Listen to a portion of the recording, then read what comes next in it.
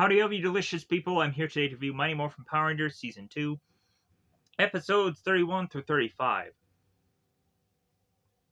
At this point, when taking a 4-month hiatus and coming back to this, my main kind of thing to say here is that I miss talking about Power Rangers, as well as also going back into the show and saying, like, man, this is so much fun, even though I also have to be honest and critique these episodes and feel how I feel about them.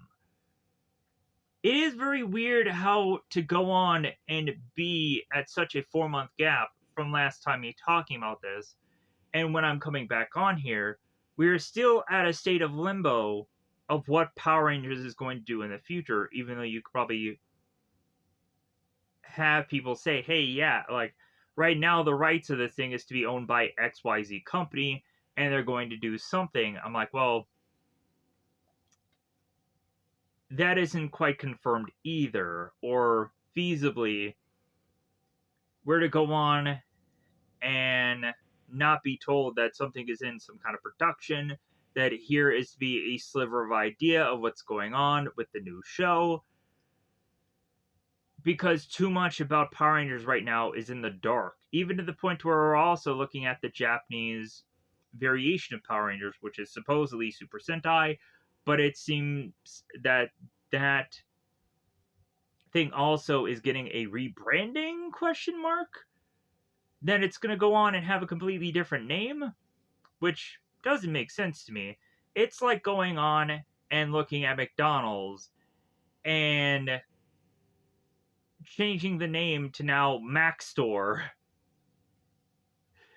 and just being like, why call it Mac Store? Like, we've known it for McDonald's for so long that to drastically change the name now just doesn't make sense to me. For how honestly hard it is also for American viewers to try to figure out the exact name for this goddamn other Japanese series anyways, because of how we want to share our passion and enjoyment for alternatively enjoying Power Rangers, or now what is to go on and just be like, well, hey, we need to find some kind of new content, and we have to go through the Japanese flavor of it to eventually get something new for our eyes to see, because we're just kind of left in this limbo of like, now we need to just go on and continue to find some way of an enjoyment of this thing, and here's where we're going to have to do it. To the point where, to me, I'm still going to go on and possibly go back into the series of covering Sentai pilots, because there are 3 things that I've kind of wanted to go on and get into as far as Sentai pilots are to go on and be a thing, and I will go on and immediately explain that. I will in the future go on and review the Sentai pilots of Dino Charge, the train season of Power Rangers or Sentai, and the SPD version of Sentai. I'll go on and I'll cover those. Those will be things that will hopefully be at some point, I hope, coming into the future, because I've kind of always wanted to watch those and see their alternatives, because it seems that there's a number of people that are to go on and say that the Dino Charge variation of Sentai is to probably be more popular, or is to probably go on and seemingly be better, of just drastically different things that it goes on and approaches compared to the American or New Zealand counterpart. Anyways, so going on into these very specific episodes, I'm to go on and alert people, because there has been such a gap of time, or there is brand new people, that I am to go on and do of Season 2, as well as also prior, top 10 episodes, where I would go on and have a 3-part story arc to be one slot. And I would go on and look at every bit of these episodes and end up realizing that I feel that not a single iota of them are probably going to end up on that top 10.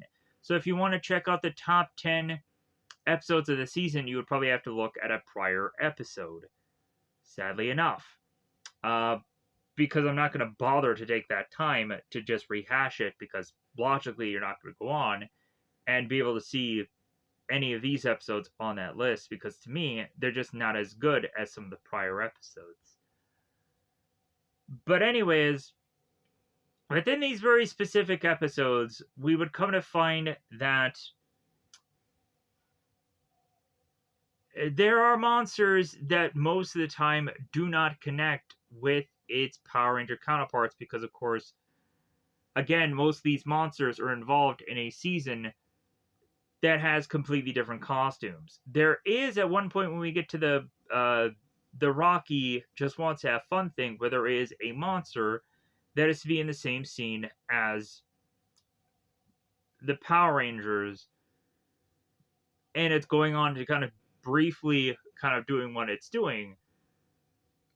And that I was to go on and just be so happy about. But feasibly also,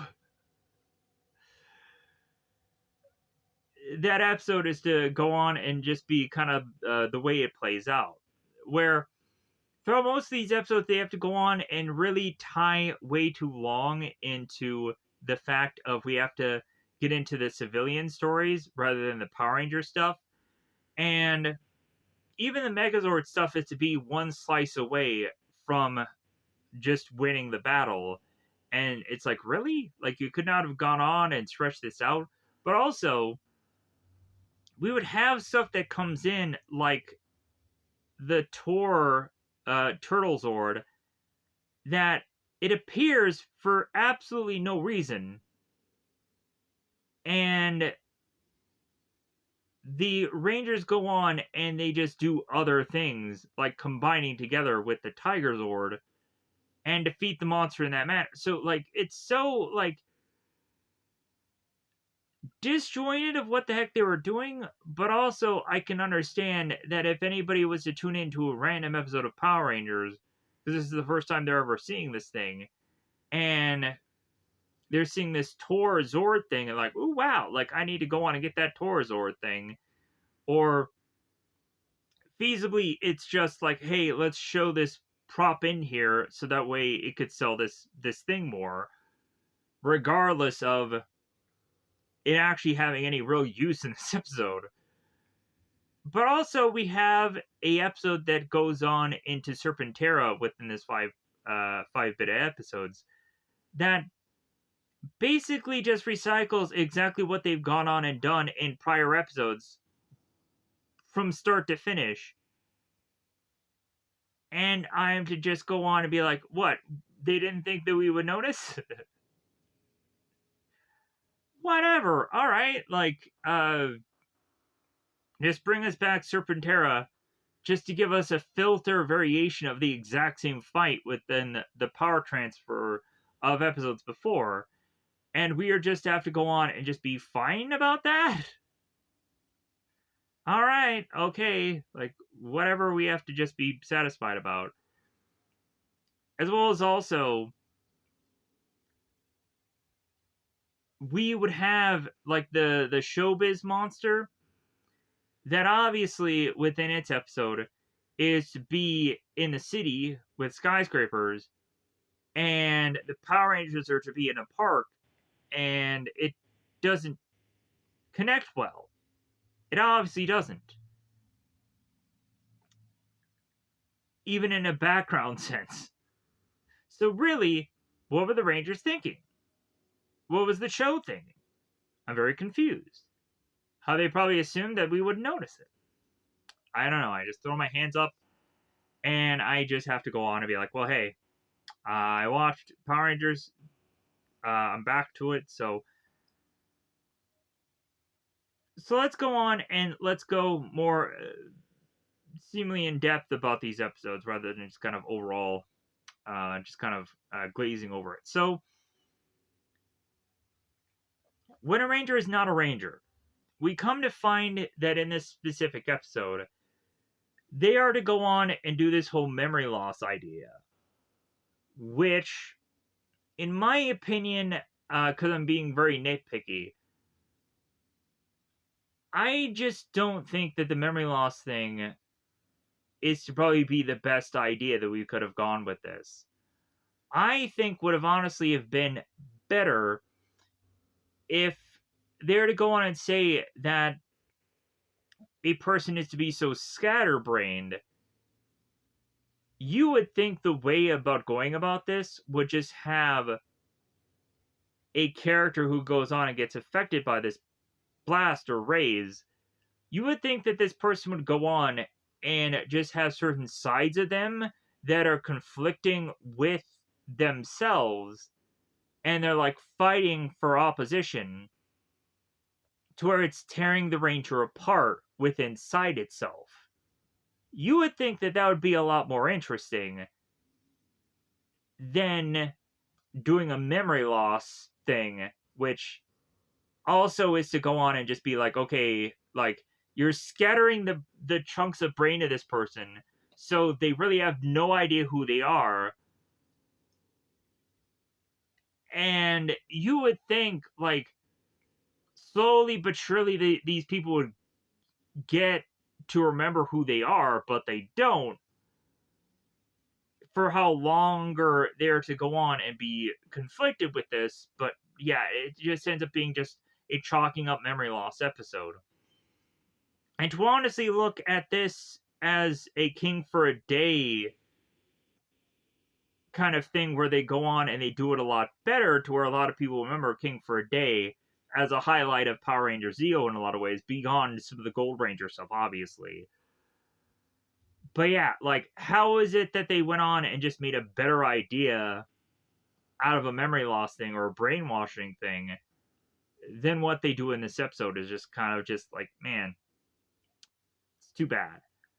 So, the next episode we go on into is Rocky Just Wants to Have Fun.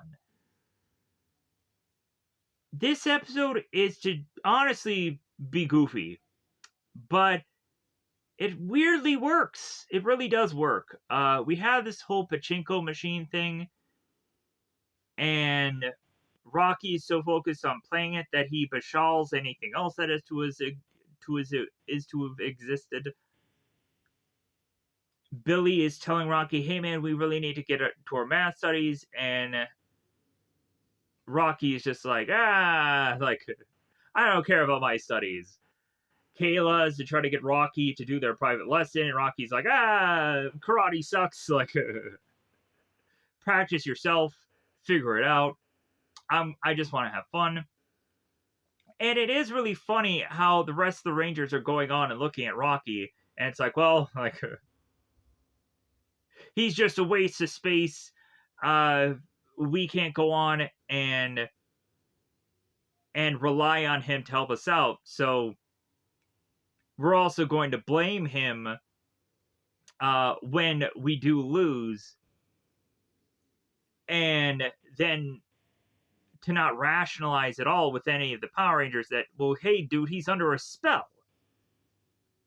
Don't you guys still realize that spells are going on with these people? And if they're acting out of character, that's why. Man, these people still don't realize that spells are to go on and occur within singular people. Throughout numbers of episodes that have always to be an occurrence of happening. But anyways, we just kind of have to just shrug our shoulders and just kind of move on. The Showbiz Monster episode, which is be lights, camera, and action. We come to find that the Rangers are to make their way onto this this Garvey television show, this late night talk show, or I guess afternoon show, I don't know. But either way, the Power Rangers are making their way onto this local telly, and they're going on to focus so much so on, hey guys, yeah, our education was to be the one thing that was to make us better as Power Rangers, so be cool and stay in school is to be the lingo which they're throwing out there. And that is to go on and honestly just either be a PSA thing or just the corniest thing And plus, also now when looking at it, it's like, dude, like this doesn't quite like connect with me, and it should just go on and just be so weird looking at it now. But then also, Kimberly goes on and is to have a memory of one of their greater fights. And it's hilarious how the episode that she pulls from is to be the one where half of their team isn't even there. So it's like, yeah, this is one of your greatest battles that half of your team has no memory of. And you're going into this episode for why? You just eat up more time in this episode because we really don't go on and have much of the Sentai we can pull from. So we're just kind of pulling from a prior episode that half of the team isn't even in. So that ends up being what it ends up being. And it also is kind of interesting how Adam is to consistently have this fear of cameras within this episode. But anyways, this episode is to go on and like monster wise actually be interesting how it does go on and connect with the theme, so I did actually like it. As far as that is concerned, but everything else is to just go on and just be like, man, this is just a massive eating up of time. And the Power Ranger part of this episode is just really nothing more than just kind of these quick bits of things that just doesn't come off well. As well as also throughout these 5 episodes, we're relying so heavily on the Rangers facing off against putties, and maybe a Goldar randomly shows up, rather than them going on and actually facing off against the monster all that often, because of course, this stuff is to be tied to another Sentai, rather than tied into Mighty Morphin stuff. And it just seems just so weird. So the next episode, when there's smoke, there's fire. We have Bulk and Skull who to be wannabe firefighter club members that is going on and conflicting with the fact of that Aisha is to be this fire safety captain. So we're kind of going on and having two things go on at once, and it doesn't quite make sense to me. To where how Bulk wants to be this captain, so once he doesn't, he's like, well, I'm going to go on and officially be this wannabe firefighter. So yeah, so we have these two things going on at once, as well as Aisha going on and being such this person is to be so focused on fire safety that it kind of ruins the episode to me. So I'm like, man, I'm hoping for a good Aisha episode, but this really isn't one of them. Like, I'm thinking somewhere down the road we have the Aisha episode where she's being the Ninjetti style costume and she's in the veterinarian thing. And I hope that somewhere down the road is to actually be a better episode, but probably not in the top 10. But logically, Aisha going on and being in this episode is to really just be this, like, god dang, she is taking over so much of this episode that it honestly is to go on and not be of a positive effect of this episode. Because we go right back to the whole idea that a certain Power Ranger needs to be set aside and be told, hey, you need to go on and work as a team, because that's the whole idea of the Power Rangers, that this is a team dynamic. And man, we would go on and have several times in the past where Jason would go on and go off on his own, and Tommy would tell Jason, hey man, we need to work as a team. Or also Tommy would go on and be working all alone, and one of the other Rangers would go on and be like, hey man, we need to work as a team. And yeah, so whereas so often also we would have Tommy that is to take on a lot of things all on his own, and no one kind of dresses down Tommy to just be like, hey man, like, I saw that you were to go on and try to take on Goldar all by yourself. You know what? We probably should have gone on and had you be helped. And and so that way we can all win, right? And not just have Tommy just be showcased so individually. But regardless, that is to go on and to be when there's smoke, there's fire. To where Aisha needs to learn a lesson in this episode, but it's kind of nice to see Aisha focused here. But yeah, but she's an annoying character in this episode, and how she's going on and she's having all these people like do all these flyers, which flyers is not going to go on and really help people do more importance of fire safety. If anything, a lot of people won't look at flyers and pay no attention to them, so it's kind of a waste. But anyways, that's to kind of be what ends up being for that episode. So the last episode is just to be called Scavenger Hunt. This episode idea is really fun, and it could easily lend to the Power Rangers coming up with a monster for this episode, because of all these random items that they need to go on and take these photos with, as well as also me trying to go on and figure out how exactly they're doing all this, with there not being selfies or cell phones or whatever of this time period. But we just have to kind of throw our hands up and just be like, well, okay, like, luckily they had the easy way to do the scavenger hunt and have some kind of proof of it occurring. So within the scavenger hunt, we would come to find that Billy has this toy cannon that he's going to go on and use as one of the scavenger hunt pieces. Zed goes on and is to realize that since these people are going on and doing this scavenger hunt thing, that he's going to go on and steal their items, so that way he can figure out a way to put the monster together in this episode. Honestly, we would go on and have Zed, who throughout some of these episodes has a certain idea that doesn't get executed whatsoever, and it's to be so frustrating how we kind of feel clickbaited with a good idea that doesn't at all see any fruition. To where we go on in this Showbiz Monster episode to have Zed say that he's going to be putting a Evil Ranger team together, and that never shows real fruit, because Zed goes on and be like, well, I'll just throw out a monster and we'll just call it a day. So they kind of clickbait you into that episode to say that there's something that is really going to be interesting that is going to happen, and then they lie to you. And then they just say, oh yeah, we're going to go back to the same old status quo, which is bring out a monster, the Rangers fight it, and we're going to wrap this up. So they spend so much time wasting on an idea that doesn't actually show fruit.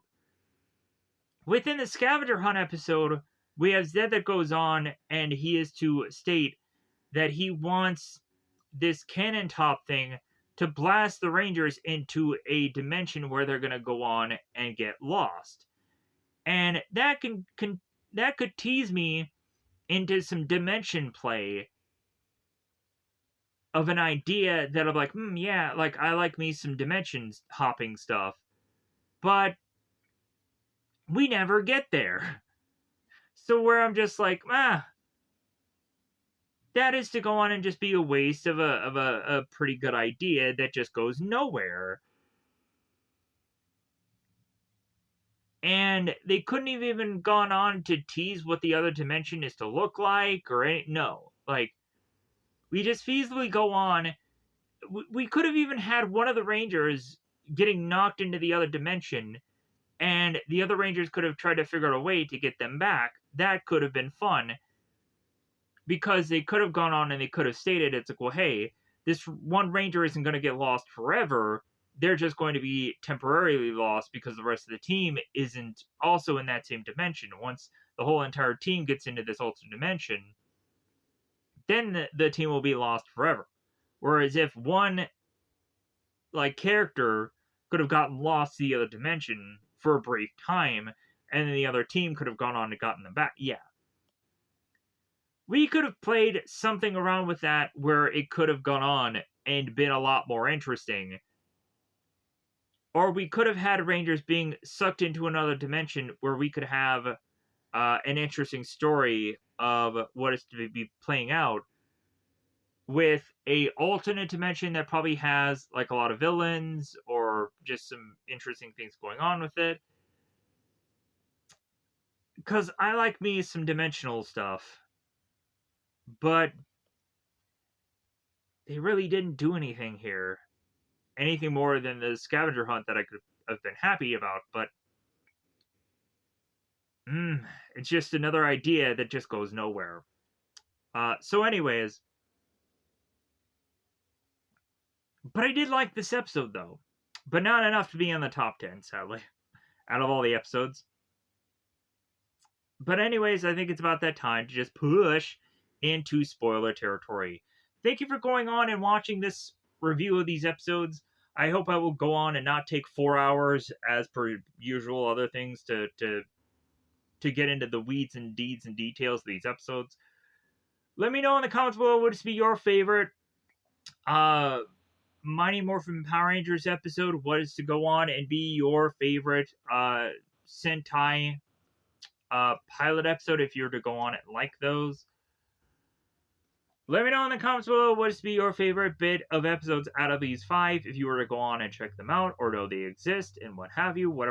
Which one stands out to you, let me know in the comments below. Even if you were to go on and say, yeah, like a scavenger hunt idea episode, is it sound fun? Maybe that's it. Maybe that's all. Maybe you just are to go on and say that you like certain ideas of these certain episodes. That's all that really needs to be said here if you were to go on and decide to do so. But regardless, thank you for watching this and viewing this, because I do appreciate it, because it does help out me. It does help out you getting possible knowledge of Power Rangers episodes existing and how I am to go on and honestly feel about it. But let's push on into full-on breakdown episodes, so spoilers and what have you. I'm going to try as best as I can to try to condense these episodes, because I am to go on and realize how long-winded I get with these things, where I go on in way too much of detail and lines and everything. I think I'm just going to kind of skip around and get to the more cliff note details, even though it still will be about what goes on through scene for scene here. And hope that'll go on and be a thing that is to be done in a seemingly timely manner. And hope to see maybe if 5 episodes are to be a kind of a better thing of where I can kind of continue in the future to rattle these bad boys off. Because that's what I'm hoping, to get to a good spot where I can logically have a decent amount of time on these videos, so people may go on and find them more interesting. Because 4 or 5 hours or 6 hours or whatever we're talking about a Power Ranger thing is just probably go on and be very like, really? You're thinking I'm going to go on and watch this whole thing? Yeah, I get it. But anyways, let's go on and let's talk about these episodes. So, when is a Ranger not a Ranger? The Scatterbrain episode. We would come to find that Adam is bringing in a report that is to just be this kaleidoscope. Because Mrs. Appleby goes on and calls this kaleidoscoping thing a report, which doesn't quite make sense to me. But I guess the report can go on and just be Adam talking about what this thing is, and how the kaleidoscope goes on, and through light within it, is to have these kind of things throughout looking into it kind of scatter into a million pieces. So Adam goes on and hands this kaleidoscope to one of the students for them to go on and look into it. And we would have Appleby that is hoping that someone is going to ask Adam a seemingly question about this kaleidoscope thing, and hoping that it won't be Bulk and Skull, and of course that is people that are to go on and be putting their hands up to be like, hey, I have a question. So We have Bulk then ends up asking, what is the tallest building in the world? And of course, Adam is to not have this answer.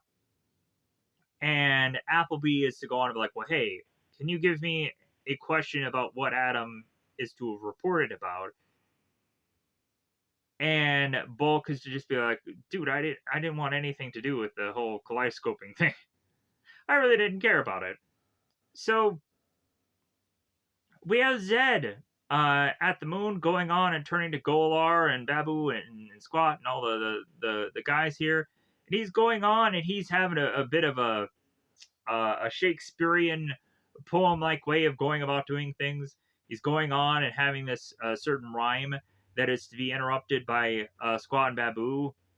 And he is to go on and just kind of be insulted by the fact that they are not going on, or that they are going on and interrupting him. So Zed goes on and is to tell Golar, hey, give me that kaleidoscope because I'm going to make it into a monster this week.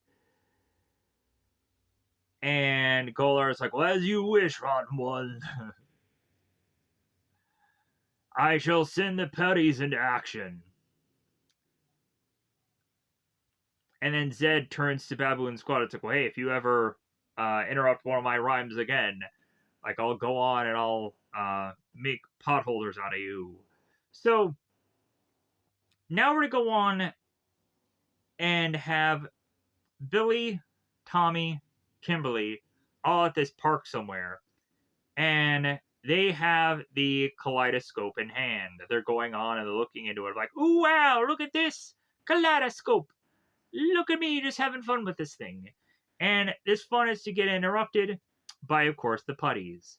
So Tommy's like, well, let's give these clay brains a lesson. Let's give them what for. Habashal on all these putties. So this fight ends up going on and having them using a backpack in the fight, which honestly I have to go on and just be like, okay, this is kind of cool. Like they use their backpacks as some kind of weapon thing.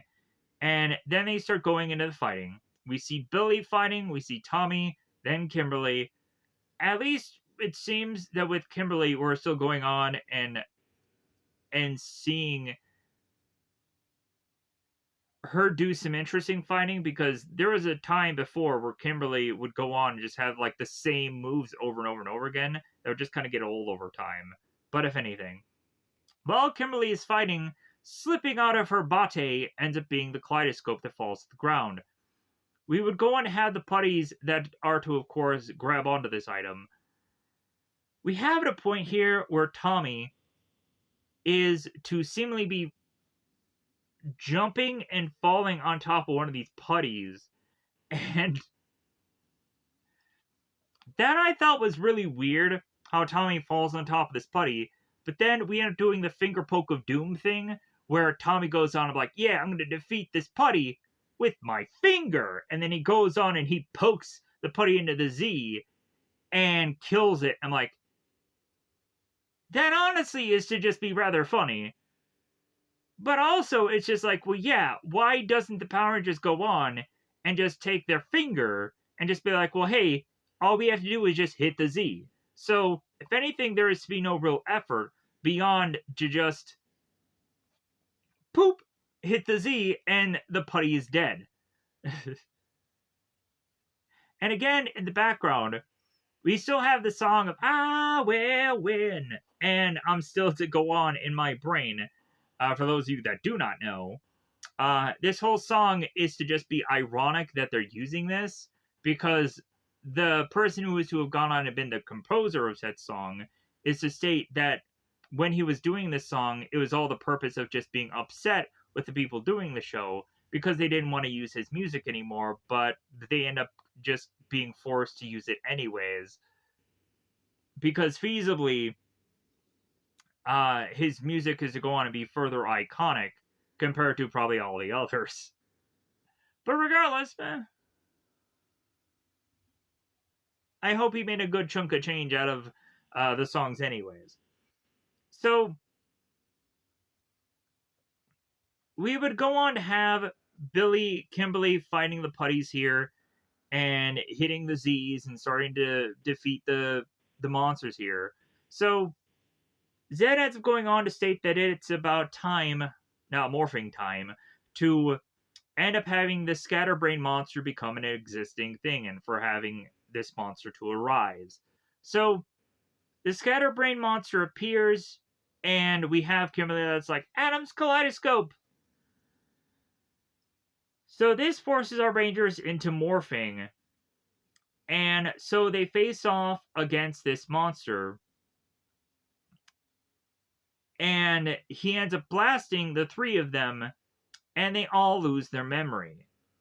Having one turn to the other, we have Kimberly with her head over her head, and she's like, Who are you? Who are you? I don't know. But if anything, I have to touch my brain right now because I don't remember who I am. I gotta do some brain touching, some brain scratching, to be hoping that me touching my brain will go on and give me the memory of which that I have lost this day. So everyone is to be umming and just being like, yeah, I have no clue of who we are. But also Tommy is to still be Tommy. It is to be looking at Kimberly, be like, yeah, I don't know who you are, Kimberly also, but you look kind of cute. Anyways, we have the monster that's like, well, the memory of the Rangers are to be lost, so I am to be scrambling my way out of here. And so he teleports away. At the youth center, we go on to have Aisha, Rocky, and Atom that are to be checking out this Newton's cradle, or this weird clacker thing. I'm not quite sure exactly what the term of this thing is, but I've kind of heard a different kind of number of things of what this thing actually is. And so like the three Rangers are going on and just watching this thing clink back and forth, and as if it's almost like a metronome like thing. And while that's going on, riveting as it is, we would also go on to have Bulk and Skull with a weird number of just camo poncho and like these cowboy-esh like hats upon themselves, to realize that at some point they're to go on and have Bulk and Skull being delivering us some weird western theme going on with them in this episode, as in the later part of it they get to a point with the monster to do this whole showdown thing, and yeah, it's to be a very western kind of gunslinging thing that we'll get into. Also, Bulk and Skull specifically in this episode find out who the Power Rangers are and are to want to go on and help them out. But then shortly thereafter, they end up losing the memory of who they actually are. So it's just kind of like, man, we do actually go on and have Bulk and Skull figuring out who the Power Rangers are, but then we of course go into, well, like, they can't go on and have the knowledge of this because they're Bulk and Skull. As well as also it's to go on and kind of be like how Smallville, the Superman show was, where even when we would have characters like Lex or Lana or Lois or whoever the heck would go on and figure out who Clark Kent was, it's like, oh my god, he's Superman. And then shortly thereafter, they would get bonked on the back of the head, and then they would lose all memory of what had happened that day, and we would go right back to a certain reset. So, and they would go on and play with that so often that it would just be like, okay, when is it going to happen? When are they going to get bumped in the back of the head? Oh, there it happens. Oh, well, yeah. Like, so we're going to go on and kind of expect that with even in Power Rangers. And I was kind of expecting that also within the later series, when we would go on to have a certain Power Ranger that confesses to a certain person that they are a Power Ranger. Like, when we have the Green Ranger confessing to Fern how, yeah, I am a Power Ranger, and Fern finds that out, we're thinking like, okay, when is she going to get bumped in the head in the episode and completely forget that that the Green Ranger is to be her girlfriend, and then it doesn't happen. It's like, wait a minute, what? Like, When is the bumping in the head gonna happen? Anyways, back to the episode. So, Bulk and Skull make their way to the juice bar to end up going on and telling Ernie what they're going to be doing for this episode. That they're seemingly on this stakeout. And so both Bulk and Skull will notice that Rocky, Aisha, and Adam are so distracted with this Newton's cradle thing that they in turn will want to go on and check it out themselves and just seeing it clicking back and forth. While that's going on, we'll have Rocky that turns to Bulk and Skull and be like, well, hey, you're getting very sleepy. Look into my eyes. No, we'll have that going on in a later episode with the whole Dracula thing. So Bulk and Skull go on and they start to get very sleepy because they get easily hypnotized by this clacker, and also Rocky telling them they're getting very sleepy, and so they fall asleep. All of a sudden, the dit of course, Rocky, Aisha, and Adam's communicator goes off here, and I had completely forgotten about the watch that I am to have gone on it and personally obtained myself. So, yeah, so Rocky, Adam, and Aisha are to, of course, be alerted that Zordon is to, of course, go on and need them. And so they leave the youth center to get teleported to the command center. We got a lot of centers here. So, I have a watch! Also, I honestly was recently today just needing a change up of ringtones for both my cell phone and tablet. So I was really just kind of looking through to find new, different Power Ranger sounds that I can go on and use. Because for the longest time, I was going on and using the dragon flute thing is out, and that was starting to get really old. So I really needed to go on and find some other sounds. Let me know in the comments below if you are to go on and use certain ringtones from Power Rangers. Let me know what you use, because maybe I will in turn maybe look at that like, oh yeah, that actually sounds a lot more interesting to use as ringtones. Because yeah, I'll definitively go on and probably use those, and maybe they'll sound more interesting. But anyways, Rocky, Adam, and Aisha make their way to the command center, and Rocky is to say to Zordon, yeah, sounds like you needed us because this is again another emergency crisis. Zordon goes on and tells the Rangers of course, the monster of this week through the viewing globe. This scatterbrain monster, and how it seems to be firing a ray which, like a kaleidoscope, breaks its victims into a million pieces, to where, of course, they are to lose all of their memory of who they are. So, we would go on and have the Rangers who are like, wait a minute, like, Billy, Kimberly, and Tommy have all lost their memory? Like, will they ever go on and ever get it back? Yeah. So,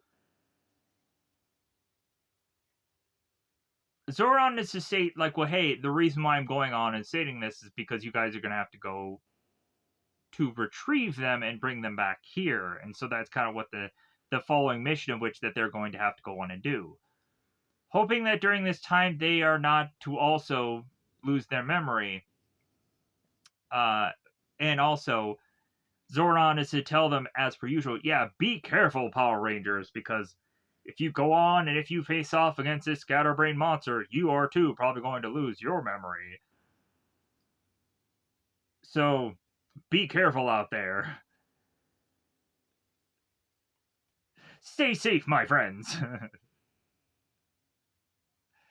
So, Rocky, Aisha, and Adam teleport their way to a nearby location of Kimberly, Billy, and Tommy. And it's kind of funny. We start to have Billy that is talking to Tommy here, as Tommy is to just be like, well, hey, I'm going to go on and try to walk around to see if there's anything that I can recognize to maybe get some kind of resemblance of memory back to me, which honestly is a really smart strategy. But Billy goes on and tells Tommy, it's like, well, yeah, good luck with that. Because if anything, I don't think we're going to at all get to a point of some kind of memory jog, which is kind of looking around this area. As Billy goes on and starts to talk the way he does, Kimberly is to say, it's like, yeah, you kind of talk weird. You kind of talk really weird. Are you sure you're not some kind of intellectual? She doesn't exactly sound like that, but god dang it, if in my brain, that's how it kind of just falls out. And Billy is just like, well, maybe I am. I have no idea. I don't really know who I am. So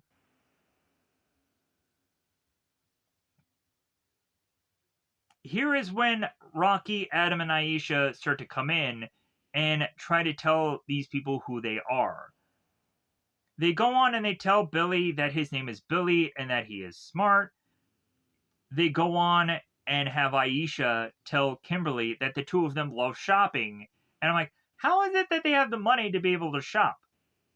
What thing are they going on and doing that can go on and give them money to be able to shop? Maybe they just have rich families. I don't know. But again, in my brain, I'm just like, how is it that they shop so often? Maybe they pawn off other things that they have. I don't know. Maybe there is to be some kind of money that they get from the youth center activities that they do. I don't know. Again, I'm trying to figure out why Aisha and Kimberly can shop the way they do. But again, in my brain also, we would probably have to say that maybe their families are well off or could have the money to fund these people's activities. So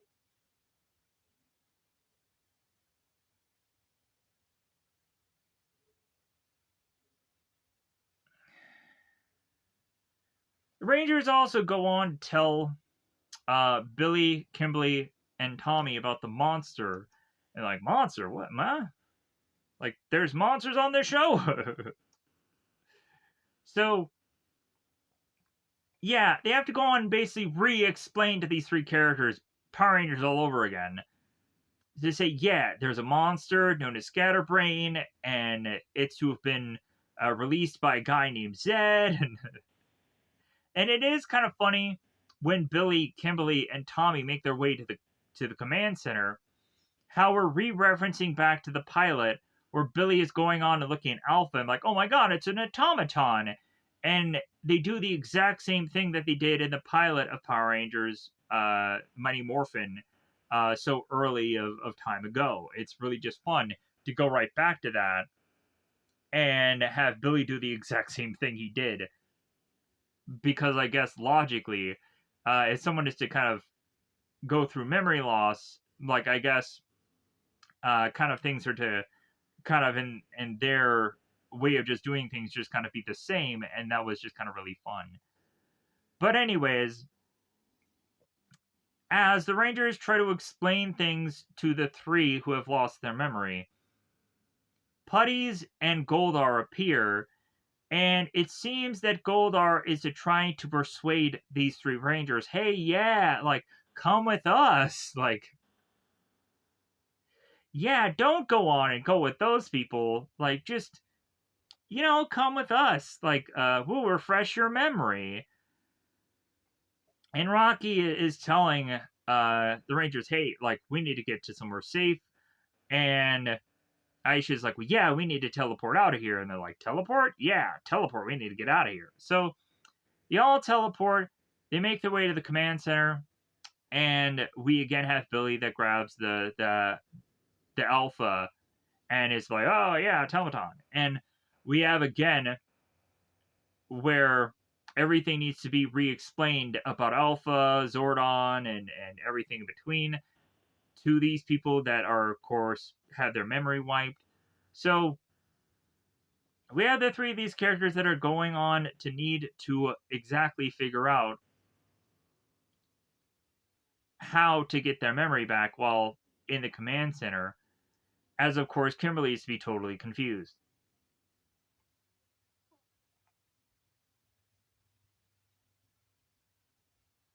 As they're to go on and be explained about Billy being a part of the team and Tommy being the leader.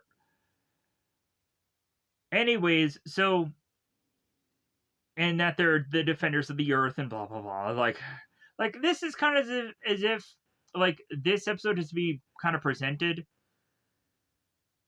because there's been such a gap of time now, as if like if people have not gone on and quite seen Power Rangers yet, or they haven't seen it in a very long time, or they're just kind of randomly finding this show, there is to be finally this episode that goes on to re-explain this show to people. I think that it actually is a really good idea for those who have gone on and not quite gone on to made their way to the show yet, how they're now probably using this specific episode as a re-jumping on point for people that have kind of come into this late. Or eventually, there's a number of different ways that people who've gone on to watch Power Rangers. Maybe they just watched the first season and then that's it. Maybe they got to a point of after Zach, Jason, and Trini left, that's the point where a lot of people left also. And so on and so forth. There's to be a variety of different people that have gone on to see Power Rangers in a very certain manner or way or what have you. And it's always really interesting. Maybe a lot of people would go on and find Power Rangers just through the movie, and that's where they started watching Power Rangers as a show. Any number of things. There are to not go on and be a wrong answer, but there definitely also isn't a lot of right ones.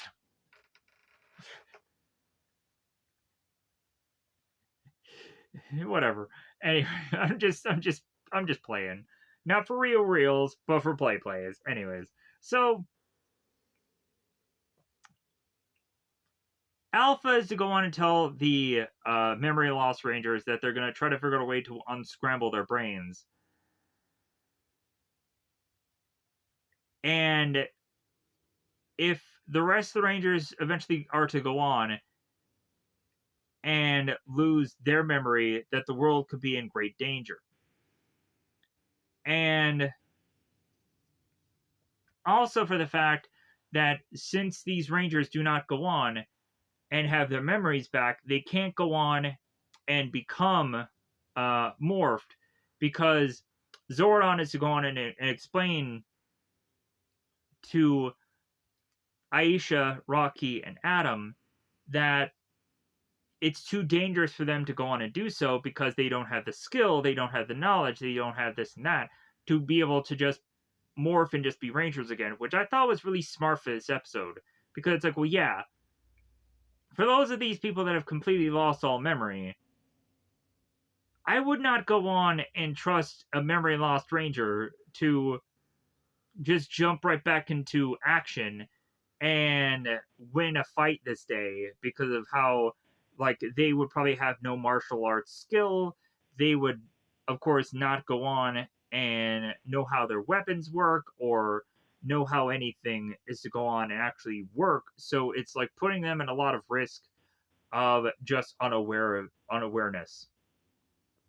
So Adam gets to a point in this episode where he is to go on and try to figure out a way to reverse the whole kaleidoscoping thing.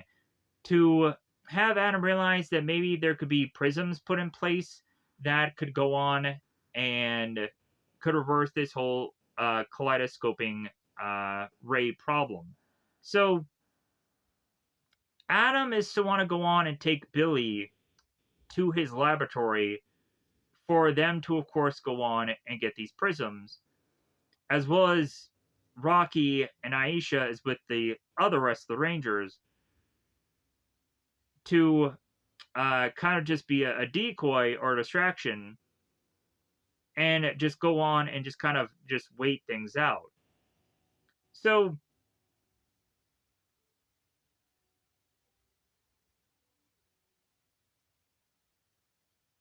we have Bulk and Skull that see half of the team make their way to the certain location, and Bulk and Skull go on to figure out that the Power Rangers are to go on and be these dweebs that they've gone on to hate. It's like, really? These guys are to go on and be the Power Rangers? So we would have Billy going through his lab and realize how cool it is. And I hope that Billy did not go on and have some science experiment that he needed to have gotten back to, but didn't. And maybe he's going to go on and explode it in his lab. Because maybe Billy is to be working on certain things that can go on and be very dangerous, if not kind of left to him going back to it. Who knows? But anyways, Billy is with Adam, and Adam is to go on and, of course, get the prisms, and then the two of them get out of there.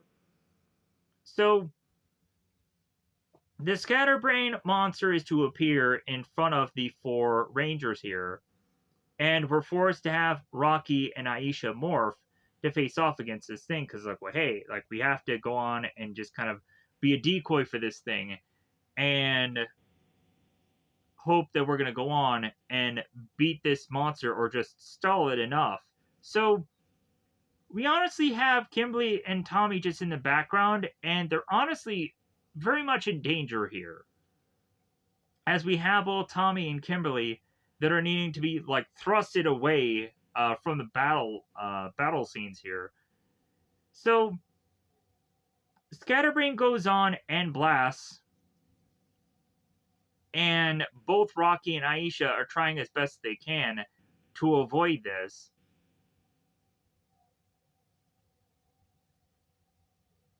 And Tommy is turning to Rocky and asking, like, well, hey, what do we do right now?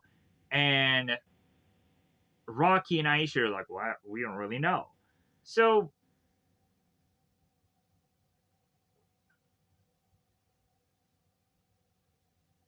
if anything, the team is realizing, hey, we need these prisms, but they're not there. So here is where Adam, Billy, they find the prisms in this briefcase. They teleport out of there. So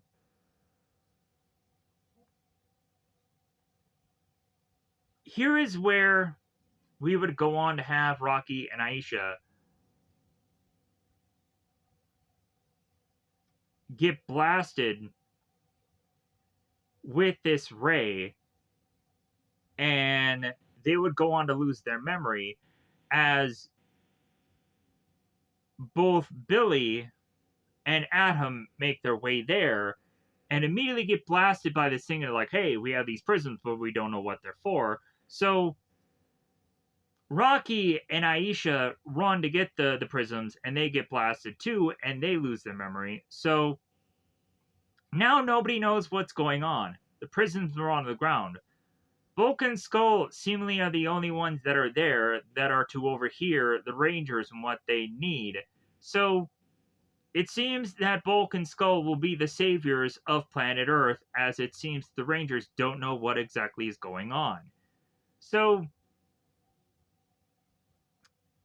Bulk and Skull get into their Western gunslinging showdown here with Scatterbrain, and Bulk and Skull are very unsure of if they're going to go on and be able to beat this monster or not, but they're going to try anyways. So Bulk and Skull end up getting hit by this rays. The prism thing goes flying into the air. The prism goes on and has the ray go on and hit the Rangers to where they get back to normal again, and then they are morphed. So we have the Rangers running to Bulk and Skull, and Bulk and Skull have no memory about what's going on, but the Power Rangers are to tell them that, yeah, you had gone on and kind of saved our bacon. It is kind of really interesting, though, because both Bulk and Skull will go to the youth center and explain to the people how they had gone on and they had helped the Rangers and how everybody should go on and give them some kind of credit or whatever. And how Kimberly and Aisha have to kind of echo that of like, well, yeah, you guys should be getting credit for the fact that you helped the Rangers, but no one is really going to care because you're not exactly to be with the Power Rangers at this time. So, anyways, here is where Zed is to go on to realize that he needs to make his monster grow here. He chucks out the ball, and the monster goes on to expand. I don't quite remember exactly what that silver ball is that Zed is to go on and chuck here.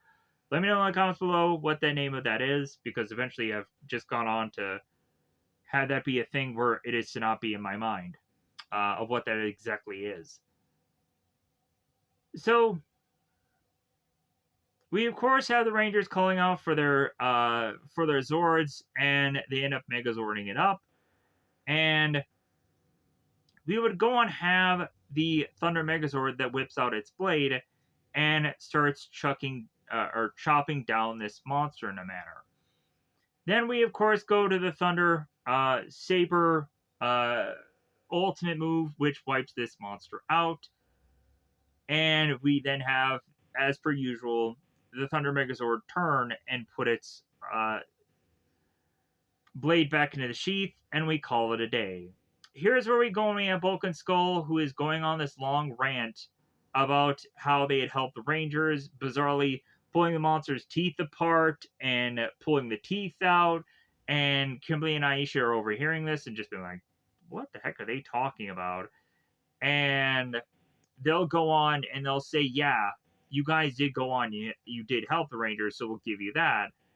And both Bulk and Skull kind of take an inch and make a mile out of it. And that ends up just kind of ending our episode. The episode after that is to go on and end up being, of course, Rocky just wants to have fun. We have at the Angel Grove Youth Center here that Ernie is to reveal this pachinko machine. All while in the distance we have both Billy and Rocky who are studying for this math test, and it seems that Billy is to say it's going really well, and that they probably should not have problems with this math test. So both Billy and Rocky are to take this little break here to notice this certain machine, as Ernie is to go on and talk about it, about how the goal of this is for this machine to have you try as best you can to do it as well as possible, so that way you can continue to get all these balls to come out of it so you can continue to play, because that's the whole goal of the thing. It's kind of like a pinball machine in a way, but it's to be called pachinko machine. So Rocky is to go on and be somewhat tempted to play this thing, and that it looks like a bit of fun.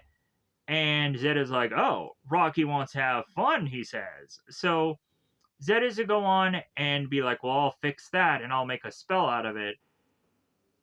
And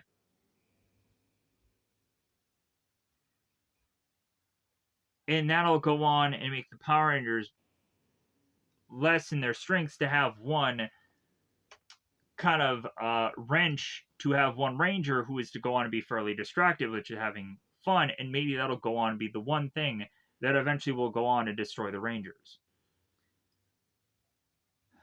So Rocky goes on and gets a glow of his eyes and is to be fairly distracted with the pachinko machine. Billy is to turn to Rocky to say, hey man, should we get back to our studies? And Rocky's just like, well, just give me one more little round here, and then I'll go on and I'll get back to our studies. And Billy's like, okay. So the further and further Rocky is to be on a really good run of this pachinko machine, Billy is to just be like, Rocky, about our studies. And Zach is like,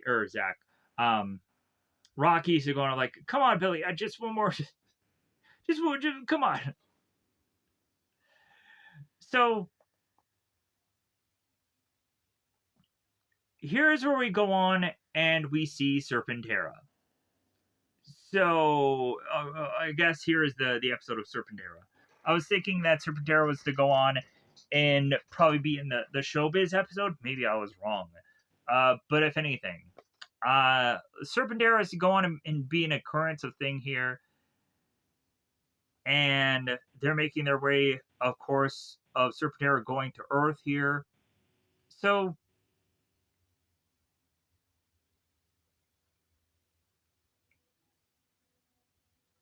we now have Billy that is trying to crowbar Rocky off of this pachinko machine. And that is to go on and all be for naught as Rocky is to turn to Billy. It's like, well, hey, go study yourself, Brainiac. And then Billy walks away. It is kind of funny how when Skull meets up with Bulk, how Bulk is to go on to be fairly distracted with his own little arcade game. And Skull brings this whole plan to Bulk, and then they stop whatever they're doing to make their way to this bit of paperwork. And Skull goes on to figure out some calendar and some pie chart. And this whole pie chart is to go on and figure out that there is a possibility that Ernie, of all people, could go on and be a Power Ranger. And in all honesty, they've gone on and made a butt of a joke of that in prior episodes. But now in this, they're really going on and having Bulk and Skull probably theorize that Ernie himself could go on and be a Power Ranger, which, in all honesty, like, just does not make quite a bit of sense to me, because this guy always has to be at the youth center. He's always there. He's always working. And feasibly, they're thinking that this guy is to be a Power Ranger, even though there had been consistent episodes prior where there had been certain crises where they've gone on to have the youth center itself got to be under some damage and what have you, and had to evacuate the youth center. And both Bulk and Skull are to still go on and think that Ernie can go on and be a Power Ranger when there are a plethora of different times where they would go on and see on the television at the youth center that the Power Rangers are doing something on the television and Ernie is to be physically there. It just doesn't quite compute for them to have this idea. But regardless, they're having this idea anyways, and it's just a rather fun bit of thing going on in this episode. To have Bulk and Skull just being like, oh, Ernie's the Power Ranger, and how are they going to be wrong about that? So, we have Kayla that comes into frame here, and she is to be there because Rocky is to need to teach her a karate lesson. Kayla makes her way to Rocky to ask him of like, well, hey, are we gonna have this lesson? And Rocky's like, yeah, practice yourself. If anything, like karate is stupid and this and that. He just wants to have fun. So Kayla goes on her lonesome, and so Kayla turns to Billy, and it's to say, it's like, well, yeah, there must be something wrong with Rocky, and Billy feels that too, and he's like, well, yeah, like, I'm starting to have some suspicions of certain things, but if anything, I can't quite narrow down the questioning of why Rocky is acting this way. So now we go on to have the rest of the Rangers. They're all going on at the park, and they're throwing this frisbee.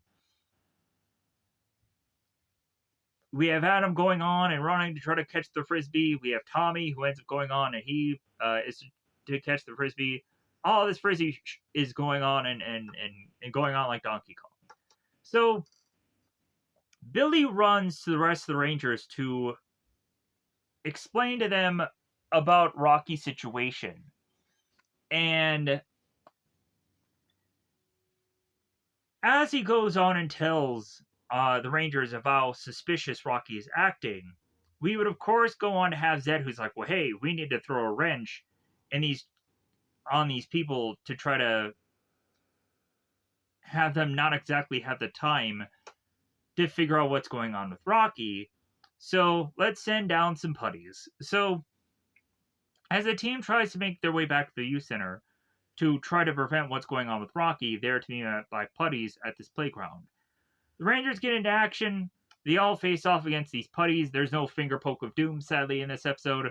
Man, is that a loss. So we have Aisha that is desperately calling out to her communicator that there are putties everywhere and that they need assistance. So Zordon is like, well, I'll call on Rocky and hope that he will be going on to help you in your endeavors. So we'll continue to go on and see some interesting action play out here. Both Kimberly and Aisha are working together in this playground, and it is to be a really confined area, but it also kind of looks very fun about how they're working together specifically. It kind of reminds me of the Adam and Rocky kind of situations where they would act together quite often, and to see Aisha and Kimberly doing the same here just looks rather fun. We would have at one point where I think Adam goes on and he like takes out one of the putties and it goes up this slide instead of going down it, which is kind of funny. Because just editing wise, like I think they're just doing that in just very fun, goofy nature, even though it just feasibly just doesn't like make actual sense. It's just to be this goofy, weird thing, a visual that we're seeing here, just shot in a reverse angle. So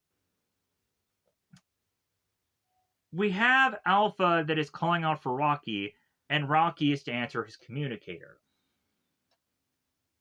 Rocky ends up irritatingly going on to answer the call, like, well, what do you want? And Zordon is to state what is going on in the park. And Rocky's like, I don't want to go on and take out putties. That doesn't seem like a lot of fun. And then Rocky is to go on and turn back to his arcade game and realize someone else is using it at that point in time. So he's like, well, maybe the park will have some kind of fun for me. And so Rocky goes on to make his way to the park to grab this frisbee and is like, this could be something fun. And further has Rocky just start to make his way through the park and just go on to the certain items of park and just have fun with it, like the monkey bars and so on and so forth. So eventually the Power Rangers will defeat the putties without Rocky, as some of the Rangers turn to one another and say, yeah, I guess Rocky's going to help us, so we'll just have to take these putties out ourselves. So Zed is to go on and realize that the putties are to be defeated, so he calls upon Monster, and he is to, of course, use the pachinko machine. So while the pachinko machine disappears, Ernie is looking for it, and both Bulk and Skull are to try to sneak around the youth center, hoping that maybe they will go on and figure out Ernie's secret of Power Ranger. Ernie drops a bowl of popcorn and falls on the ground, and then Ernie goes on and asks, hey guys, have you seen my pachinko machine? They say no, and also they make an excuse of why they're on the ground, that they've lost a contact lens. The pachinko chain makes it, or the pachinko monster, God, what is it to actually be called? Pachinko Head. Of course, that is such a goofy name. The Pachinko Head makes his way into the fight of these Rangers. And that, of course, would go on to cause them to morph. While, of course, Rocky is still distracted on having fun. So,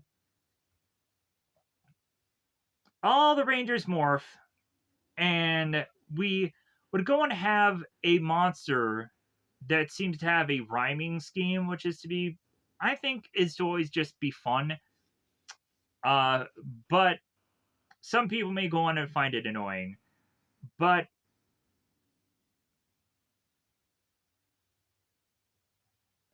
we have the monster going on and saying all work and no play, and then Rocky finishes it, makes for a very dull day. So Rocky goes on and he's clapping and he's like, "Yeah, you tell him, Pachinko Head." And the team is just like, "Rocky, you are just acting so weird." So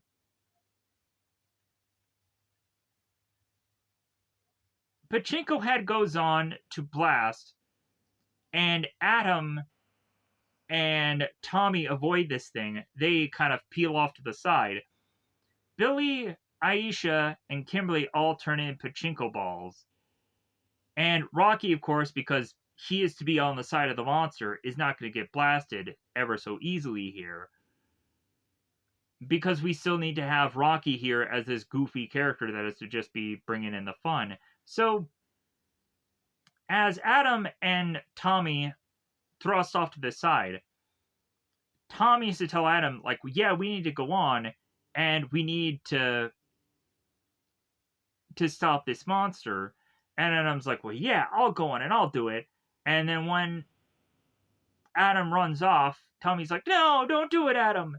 And immediately Adam ends up getting blasted as well, turning into a pachinko ball. And then we start to have the pachinko head and Rocky kicking this ball back and forth. And then in turn, the pachinko head turns Rocky into a pachinko ball also.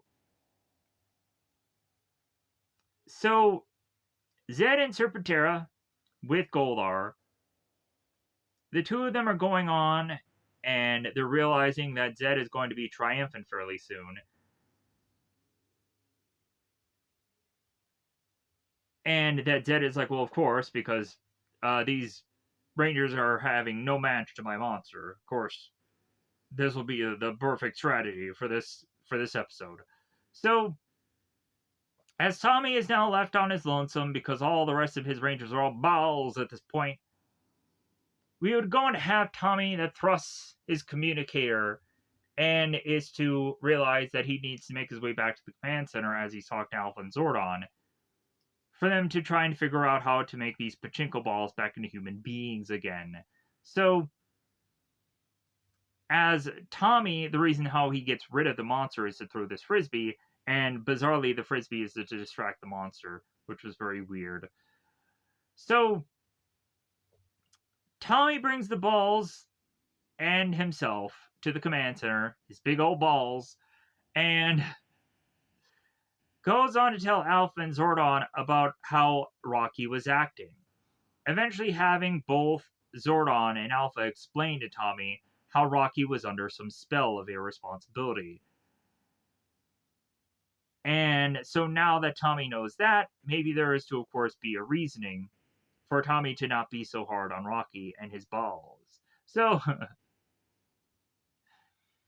Zordon is going to tell Tommy that the pachinko head is to end up wreaking more havoc on the town at an amusement park. And so Tommy is going to have to go on and face off against this thing. In the viewing globe, we would go on to show that the pachinko head is to seemingly use its ability to make one of the rides go ever so much faster. And so Pachinko Head is trying to figure out a way to accelerate more rides so people will be miserable. So Tommy's like, okay, I need to act. So if anything, I'm out of here. Tommy leaves. We go on and we have both Tommy facing off against this Pachinko Head. And I think some of the footage is to go on and be Sentai, but then again, also there's some questioning of certain other things where it's like, okay, is all this Sentai? Or is it kind of back and forth? I'm kind of very confused. But also, when Tommy is to go on and do stuff like we see here, where he's doing this, or he's kind of moving in a certain way, that's immediately when I go on and I think, like, yeah, that's to be the Sentai footage. But there's a lot of other stuff where I just kind of question and like, I don't know, like it could be, it could not be. Like the pointing of finger thing. I'm like, yeah, that's probably Sentai. That makes a lot of sense. So, as Tommy is to go on and face off against this Pachinko head and be doing some hide and seeks, and Tommy is to try to outsmart this monster because it doesn't seem that he has an easy ability to figure out the perfect way of defeating it right now. We would, of course, have Zed, who's to throw his growing ball to be chucked out to, of course, the monster for him to grow. And we would then have Tommy realize that this monster is to be ever so big that it is to be taking down certain buildings and skyscrapers. To where now Tommy is forced to call off for his Tiger Zord and get inside of it, and to eventually go on into battle mode to face off against this thing.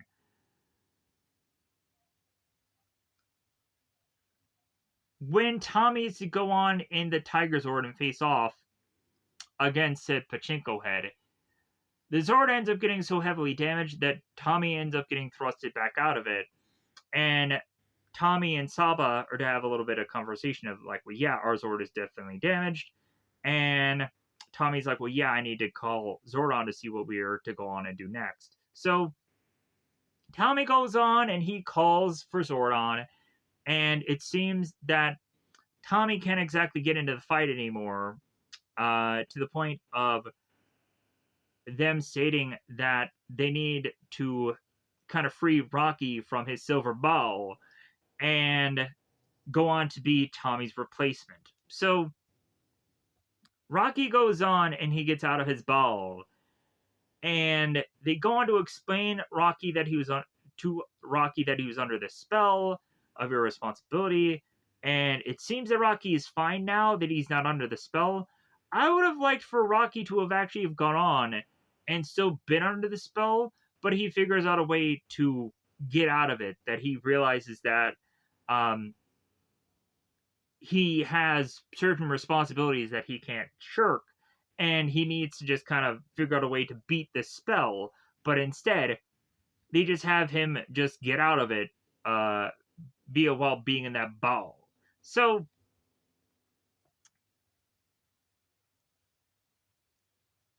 Zordon explains Rocky about the whole Pachinko head ball, and so this now forces Rocky to get into action and morph. So,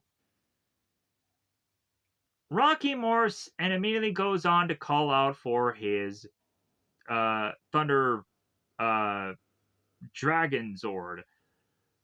So, Rocky goes on and faces off against the Pachinko head, and we get to see here some, of course, battling things that, of course, does look fairly familiar, but it's still rather fun. We get to go on and see the Dragon Zord as a band mode or battle mode or whatever, and it's like taking the stick and just kind of swinging around and kicking this thing, and that is to go on and be rather fun.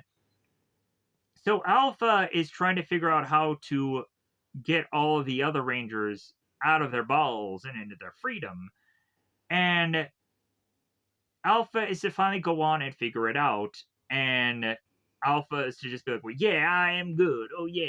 Like, so we have the Rangers all getting free, and so Zordon is to explain to the Rangers what exactly is going on, about how Tommy Zord is now damaged, that they need to go on and become the Megazord, so that way they can defeat this monster, and just kind of give all of these characters an update that they need to morph into action, just so that way they can go on and become the Megazord. The Rangers all morph, and immediately they all cry out for their Zords, because they deliciously, desperately need to. It also is actually really interesting to see the Sentai counterpart of this show, because when looking at the actual Lion Thunder Zord, it is kind of funny because most of that Zord is to be seemingly both green and black. And it is kind of rather funny to see the Sentai counterpart, because it is actually a Green Ranger, which is kind of interesting to me. So there was probably a Green Ranger that we could have gotten fairly earlier. That could, yeah, but yeah, we didn't. We could have gotten Adam, and he could have been green instead of being black.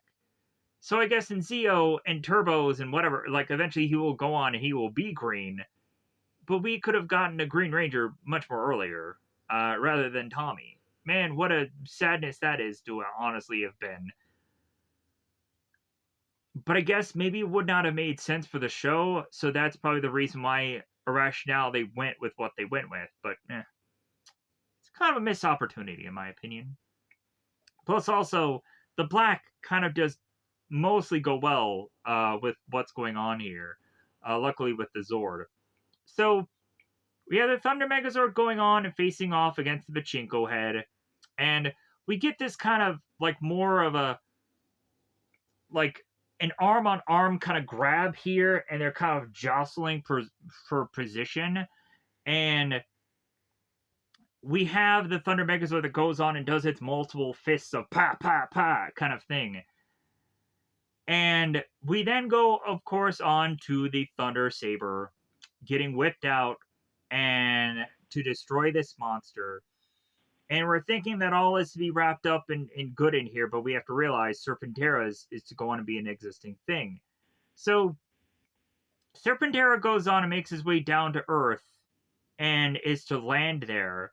Is to make a good old blast that goes on to thrust our Rangers out of its Megazord, to separate the Megazord into now seeing the Thunder Dragon Zord in its battle mode, in its human mode, or man mode, whatever that goofy thing is. And it is to go on and be in jeopardy against Serpentera, just like the Power Transfer episode. Tor would end up going on and getting called again. And we would, of course, have the Dragon Zord making its way into Tor, and Serpentera would go on and put its boot to Tor and smash it down. So all of this is to be very similar to the power thing, but in a different filter of light and what have you.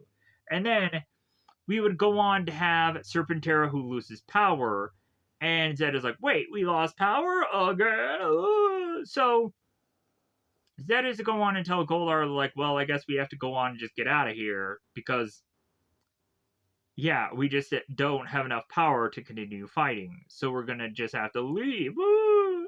So, now we get back to the youth center, and we have Bulk and Skull that are to go on to realize that there's no way for Ernie to go on and be a Power Ranger because they were with Ernie the whole entire time as the Power Rangers were going on and facing off against this monster. And Ernie's like, well, of course I'm not a Power Ranger.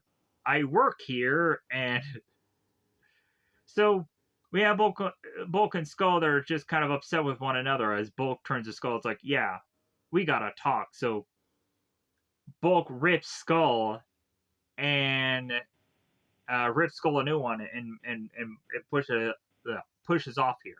So as I just bit my lip or whatever, bit my tongue, whatever I bit, whatever I just I just couldn't talk for a second. My bad, everybody. So Rocky goes on and makes his way to the youth center. And you would think at this point now Rocky would just be like, hey man, I had so much fun in this episode that I'm definitely not going to go on and ever again be responsible and be a good person to Kayla or my friends ever again, because now I'm just in this mode of forever having fun. But no, Rocky goes on and makes his way to both Billy and Aisha, and they're saying, hey man, do you want to study? And Rocky's like, yeah, no, I actually have responsibility of doing this karate sesh with Kayla that I kind of just didn't do before. So I definitely want to go on and give Kayla my time here because I acted like a real jerk. And so Kayla goes on and meets with Rocky, and they do their private session together. And Ernie all of a sudden turns to realize that his pachinko machine is back. And Ernie goes on to say to Rocky, hey, yeah, like, the pachinko machine's back. Hey, Rocky, you want to play some pachinko? And Rocky turns to her and he's like, no, thanks. So that's how we kind of just end our episode. With Rocky realizing that he needs to be a responsible human being and not to just have fun and jerk his chores. Oh no. So now we get to the next episode, which of course is going on to be lights, camera, and action here. So let me kind of adjust here a little bit. So lights, camera, and action is to give us Angel Grove High, which I think they're trying to adjust or change the way that Angel Grove High is looking, because we also have that huge insignia that says AG on it. So I guess they're trying to change how Angel Grove is looking because it just says high school on the. So yeah, so we would go on to have Aisha that has this report of how Television was to go on and get made in the 1923s. And there's to be this video that is going on playing in the background. And so after Aisha has this report that she is to just have a videotape to show these people, we would then go on to have Appleby that is to tell the class, hey, yeah, it seems that we are to go on and find out that the Rangers are making their way on a telly. So everybody needs to go on and take the time out of their day to watch this thing on television and report back to me what you had learned. I'm like, what if not everybody has a television? What if everybody doesn't go on and have the exact time allotted to be able to watch this thing? Like, honestly, when I was in high school, I was so distracted with either after school activities or homework that I really didn't have the time to sit down and watch a good chunk of telly. I just didn't have the time. Even though I also was to be so procrastinating in my studies, because it got to a point the later and later of my years of school where I was just like, I'm like, I am just so tired of high school. I was so tired of it. Just how they were going on and just giving us endless homework through a number of different classes that there was no way to be able to get it done within after I was to get out of school X number of hours. There was just no feasible way anymore. And I would luckily get these certain papers that would have to get a certain amount of time to be able to accomplish, luckily. But I would go on and feasibly just be like, okay, I have the weekend to try to get this thing done. So, like, I would definitely go on and use the whole weekend up just to do one paper out of one thing because I'm like, yeah, like that'll be the best bet of me kind of scheduling my time to figure out when to do that project.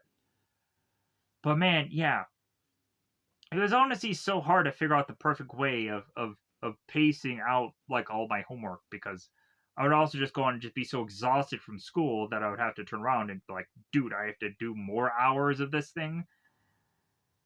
Yeah, it would just be so exhausting and I was so burnt out. Anyways, boo hoo, right? We're out of it now. Thank God for that. But if anything, I think a lot of people will continue with their education, and I applaud people for doing that because logically, a lot of people are to go on and hugely benefit themselves by doing so. So hey, be cool and stay in school, folks. I'm not to say that that is not to be a good thing to continue to do for you youngins out there. Whatever. Anyways, so we have Aisha going on and wrapping up her report, and they end up asking the class who the father of television is, and Bulk ends up hilariously saying Captain Kangaroo, and that is to not be the right answer. We go on to have Adam, who ends up answering the question correctly by General David Sarnoff. So we get a little bit of Easter egg knowledge here today about who was to be the one who created television, because this is also a show. So it makes sense to kind of learn a thing or two about the thing that we're actually watching. It's rather interesting. So Appleby goes on and talks about the Power Rangers being involved on telly, and for everybody to be focusing on that, because that'll definitely be a thing that will go on and be entertaining for this entire class to see. So, as the class is to go on and wrap up, we have Adam that is making his way through the locker area of this school alongside his other rangers being near these lockers. And Adam is to go on and state how he is to be seemingly of a fear of cameras. It is kind of interesting the response of the other rangers hearing Adam having this fear. And they're like, hey, Adam, you're going to be morphed anyways, and no one really is going to care that it's you under that mask, so you can do whatever you want, Adam. Flip the bird, do something that'll go on and have people hate and fear Power Rangers, or no, yeah, anyways, to realize that like if you slip on a banana peel, no one's gonna care because you're the Power Rangers, and anything that you'll do and you'll say will still have a number of people that are all going to go on and like and enjoy you anyways because you're still defenders of the earth. So,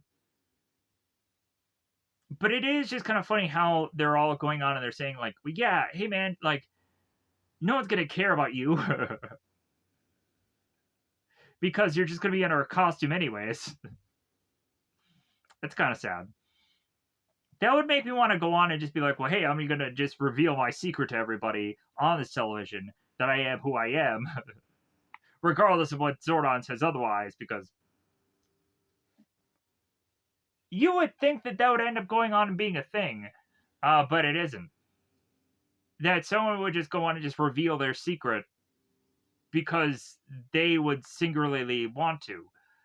We would go on into the later seasons and just have the secret of it being just a common thing of everybody knowing who the Power Rangers are via in their costumes or out of them. Like look at Lightspeed Rescues and stuff that is to go on and kind of just follow to have certain identities not to need to be revealed because everybody's out in the public.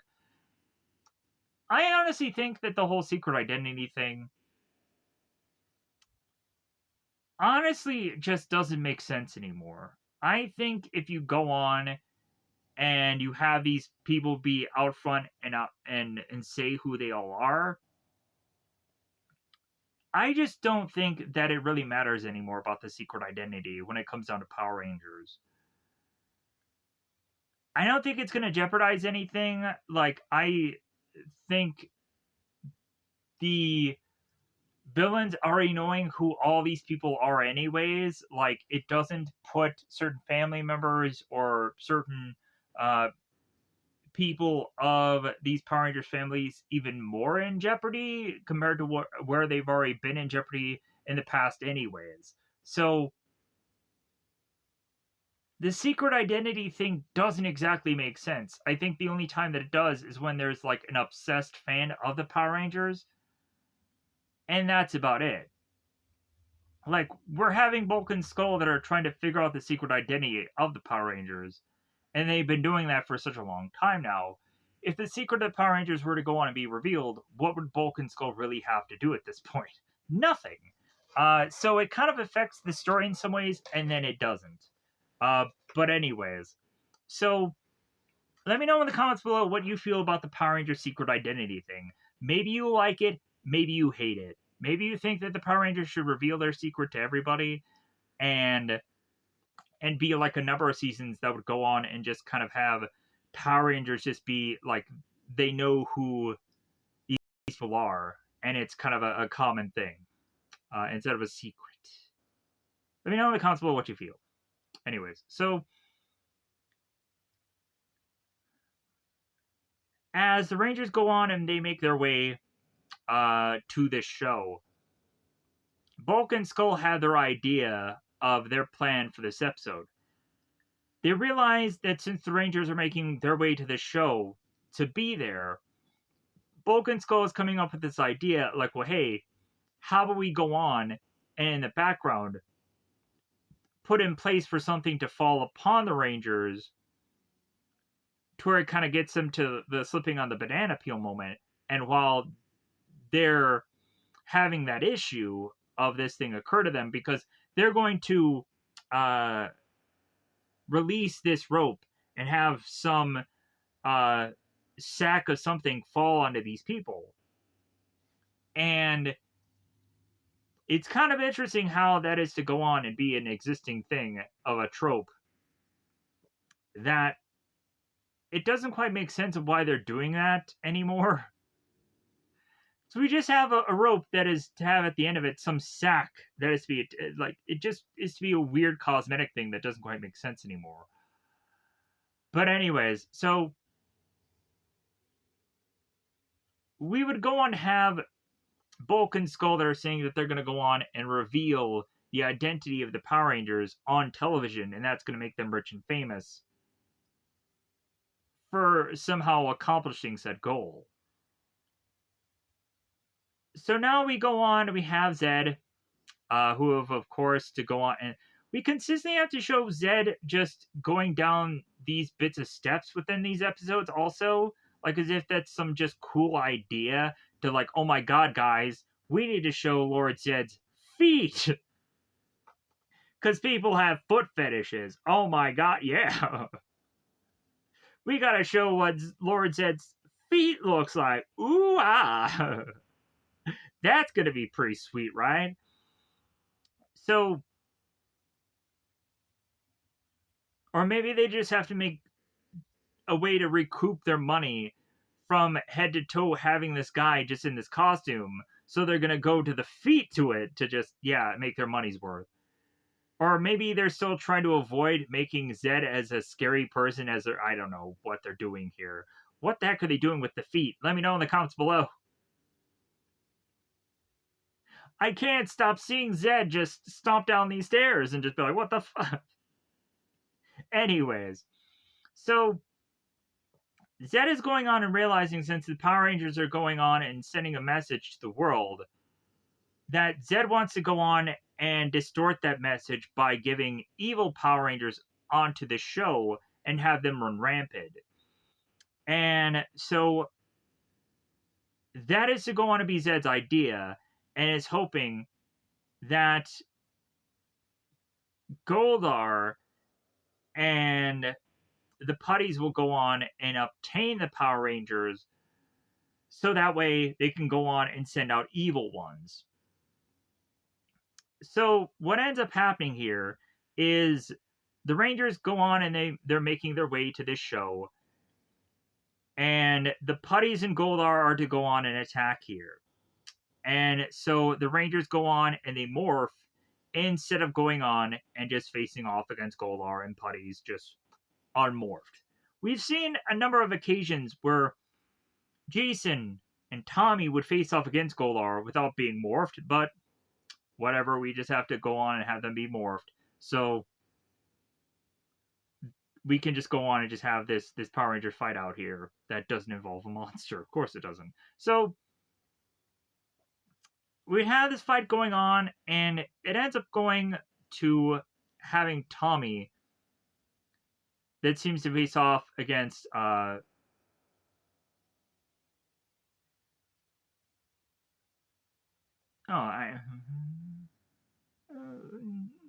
not quite. We have the Rangers that mostly go on and they focus on the putties here. We end up having at some point where Rocky, he goes on and does this certain kind of jumping move that ends up kicking Goldar in the chest here. He goes down. And I was to think that maybe Tommy was to go on and start fighting Goldar, but I think that's probably in another episode. The Rangers all go on and they defeat both Goldar and putties, where Goldar is to have to retreat here. And so the Rangers have to go and realize, oh yeah, we have to go and make our way back to the TV station, or we're going to be late for the show. So Zed is to go on and realize that because he is to have been defeated by the Rangers, there's now no time for him to go on and create evil ones. So instead, he'll just go on and chuck out another monster. because if one plan fails, then he has to completely scrap that idea and just go on and just do the normal common thing that he always goes on and does. Because at this point, we've had several times where Zed has also gone on to try to do Evil Rangers, and it hasn't gone very well in the past. And it is to go on and just be very, just like, really? Like, going back to the same well to try to create Evil Rangers, to have them not really be a thing is, again, to be just very frustrating for the show. But also, maybe in some alternative Earth, we have an episode of an Evil Ranger thing that actually was successful in Mighty Morphin. Because, god dang it. Anyways, we have our Rangers going on and making their way to the show, as Garvey, the host of it, is to go on and talk about the Power Rangers and show bits of clips of footage of them fighting in the past. So we would have Garvey that gets to his little desk as we start to see the Rangers kind of cartwheeling and fling into action. Ha ha huzzah huzzah. While there is also to be these sparks or these pyro that goes off while they go on and they make their way to a certain position. It is kind of funny when eventually Rocky does go on and then Tommy is to follow. And once Tommy is to go on and start doing his thing, Rocky is to like interject and kind of steal Tommy's moment to be like, aha, zaha, zaha. That I thought was kind of funny. So Tommy goes on with the rest of the team and sit down here. And it seems that Tommy's more so answering the questions more so than anyone else. But here's where Tommy goes on. He points to everybody like, hey, be cool and stay in school. And we have Billy that interjects and it's like, well, yeah, like our intelligence was the key factor of us going on and beating this monster. So yeah, education is a key thing here. The team beforehand was to go on and be quite possibly kind of pondering what exactly they're going to say within this talk show. It's like, well, yeah, like the education thing should be a key thing that we should talk about anyways, because that I think would be the best thing. So as Garvey goes on to a commercial break, both Bulk and Skull are trying to go on and get smashed with powder in the face. This is a huge powdering thing, and it gets smashed upon Bulk to where he's going on and coughing. He's like, so back to the show, and Garvey is going on and asking these Power Rangers questions. Kimberly ends up going on to talk about a previous battle of the Pudgy Pig battle. Going on to recount this episode and explain at some point the Rangers had even lost their weapons and had to just strategically outsmart this monster here. So again, that can go on to play into the whole fact that they needed much more so intelligence to beat the monster rather than relying on their combatic skill or relying on weapons or Zords or whatever the heck else to try to defeat this monster this day. So, but it is still kind of funny how like we get to an episode where Rocky, Adam, and Aisha are not in, and it's the Pudgy Pig episode, which was so long ago. So I'm to probably consider that maybe the reason why they also talked about a previous episode was maybe just to sell some VHSs or something. I don't know. I don't know what exactly that was. But it was just kind of interesting how Kimberly specifically chose a battle that I guess was more strategic, but also wasn't with half of her team, and they were to reflect on this whole ordeal. So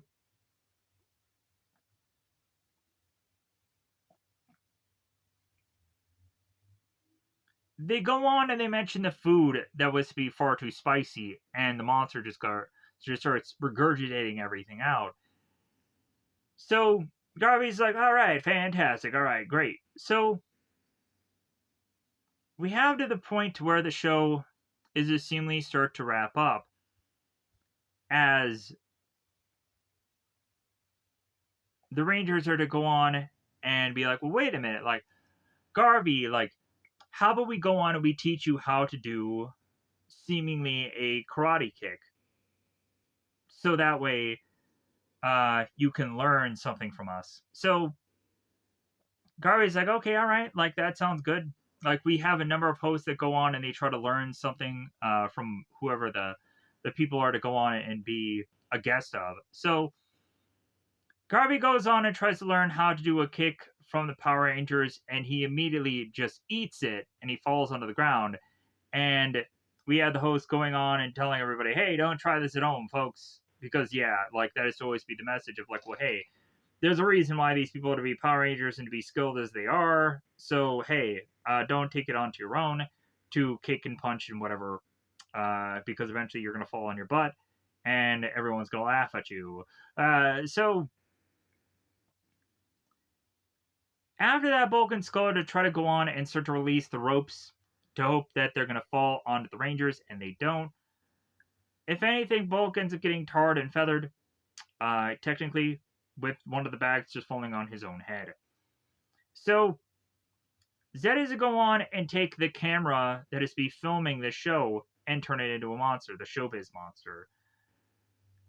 The camera goes on and moves and then turns into a monster, the Showbiz monster.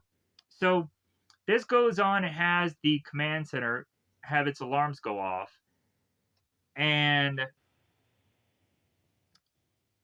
both Alpha and Zordon are trying to figure out exactly what is to be perfect to do here with the Rangers being on this show. Like, should we just have them be interrupted and force them into action, or just kind of wait till the time of them being on the show is over and then let them know what's going on then?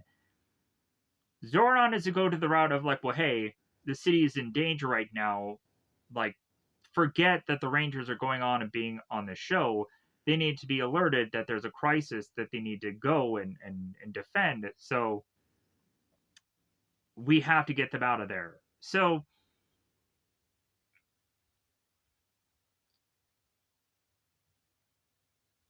we would go on and have the communicators going off, and the Power Rangers get up and they start to leave the show.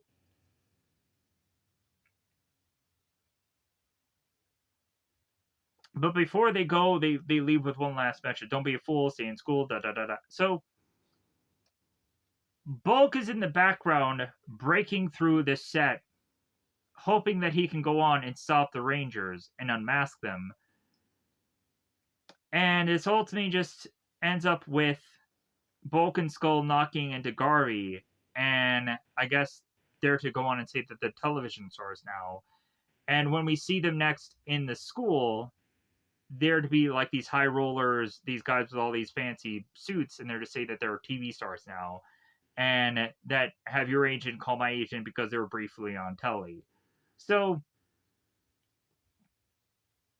the Power Rangers make their way to the command center unhelmeted, and they go on to be explained about the Showbiz monster.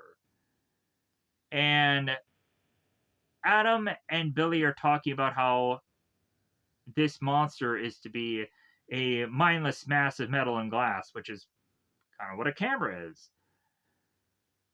And Adam is to go on and say, yeah, I told you I don't like cameras. And now there's a monster of it. So kind of works perfectly with everybody's to say here. So Tommy's to go on and be like, all right, lights, camera, back into action. And so the Power Rangers go on and they make their way to face off against Putties while the Showbiz monster is off in the distance, kind of being in a place that doesn't quite match up with what these Rangers are to go on and be in. Well, yeah, because we go on and we see some trees, but then again, we have like a building in the background. So, fits, doesn't fit. Let me know in the comments below what you feel about it. Anyways, so maybe I'm wrong about that.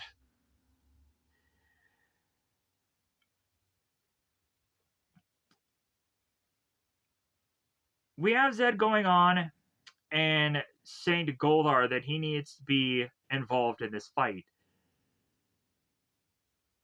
Because again, like we have to have Goldar, who's to be the only thing of a character that is to be some kind of monster that can commingle with the rest of the Rangers, because this is out of footage. So here's where we go on and we have Tommy facing off against Goldar, like I was to try to say before.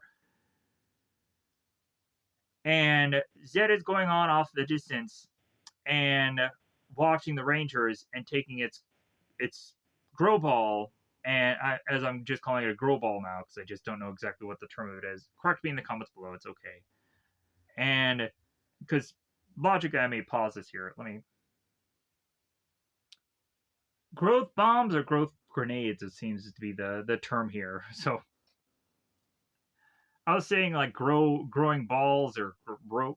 Yeah, it was pretty dang close. So I'm gonna go with growth grenades because that sounds cooler. So Zed throws out his growth grenade that ends getting to the monster. He grows big. They end up calling for the Megazord. Thunder Megazord goes on and faces off against this monster in a very weird orangey like setting that doesn't quite make sense to me. I would immediately just be like, okay, why is this filter being put in place? Were we in the Sentai version in an altered dimension or something? Why is this so orange? I'm a little confused. Let me know in the comments below if you guys have seen the Sentai variation of why this is to be so orange the way it is. So we go in again and have the Thunder Saber being whipped out here and to take out our monster this day. Not much of creativity is kind of going on, but then this monster battle, sadly. But then also we have the White Ranger that is separately going on and facing off against Goldar. And of course, Goldar is to just be like, well, hey, White Ranger, you're to go on and win. So I'm going to go on and peace out. Zed is to, of course, be hopping mad at this point, realizing that it's like, man, why can't I win? Like, I hate show business. And I'm about to a point where I'm going to blow a gasket. Like, man, why is it that these monsters just continue to lose every week? Blah, blah, blah, blah, blah. So the next thing we see is the following day where Appleby is we talk about the power of television, going on and turning to the students and going on to be asking them about what they had gone on to see from this Power Rangers television that, of course, all of them watched. So we have a person going on and putting his hands up like, well, yeah, like Power Rangers said that they think being in school is cool, so do I. It's like so cheesy. But we also have Rocky that is to say that the Power Rangers really reached out and touched him with what they were to go on and say. And all the rest of the Rangers all got a good chuckle, a good laugh out of that because it's a certain uh, kind of double meaning here. Because Rocky is to literally be a Power Ranger. Yeah, let's go into the stupidity of how I have to go on and even explain that to just like the stupid joke of it all. So here's where we go when we have Appleby that is to read the letter of Jason, Trini, and Zach to explain to the class here about how education and how the Rangers were to talk about it was so important to them and how they really do appreciate and miss everybody as they're still gone with their peace conference thing of dealing with. So which is will also just make me question of whether or not if the comic book when they had the Omega Ranger things, if they tied into that whatsoever, or if they completely did not do any of that whatsoever of connectional thing, or maybe it was after a certain time the peace conference being over, and I don't know, I'm not quite sure, but I'm just kind of interested to see little Easter eggs from the show. But then again, whoever was to do the comic books didn't fully actually commit to watching the show, so there could be any number of loose ends that doesn't quite mesh up with the comic books. Anyways, we would go on to have Bulk and Skull making their way into the class, and they're wearing these very flashy clothes. And Bulk and Skull are asking one of the students, "Hey, would you like an autograph?" And the student is like, "Hey, get a life, you dweeb." And so Appleby is like, "Hey, you guys are late, so take a seat."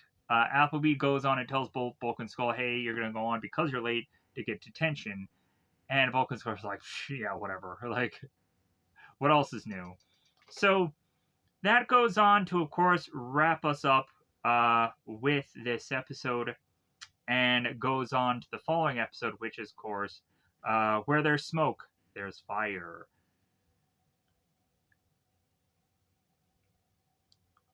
We would go on to have the monster of this one being called Flamehead. God dang it, these monster names would just be so just severely simplistic or severely just like, man, there's no thought put into this. It's just Flamehead. Like, man, like you couldn't have gone on and been like Fiery Horseman or you could have gone on and went with like uh torched horse or something like that. You could have gone on with something just more interesting than Flamehead. Uh, you could have gone with not so headless horseman. Could have gone with something a little bit more like maybe you could have went with head horseman, head on horse, something. Something that sounds probably as stupid as Flamehead, but regardless, it probably would have just been some play on something. Could have been cool. Could have been flashy. Could have been sexy. I don't know. Anyways, so speaking of sexy, we make our way into Angel Grove High, and there seems to be some fireman, firefighter Newman, who makes his way on to the scene of this classroom to explain to the kids about fire safety. We have Aisha that is going on and turning to Kimberly. It's like, oh, this guy looks cute. Ooh, yeah, totally. So we have Newman going on and explaining about fire safety, but is also saying that it's really just coming down to common sense as far as fire safety is to go and be concerned. And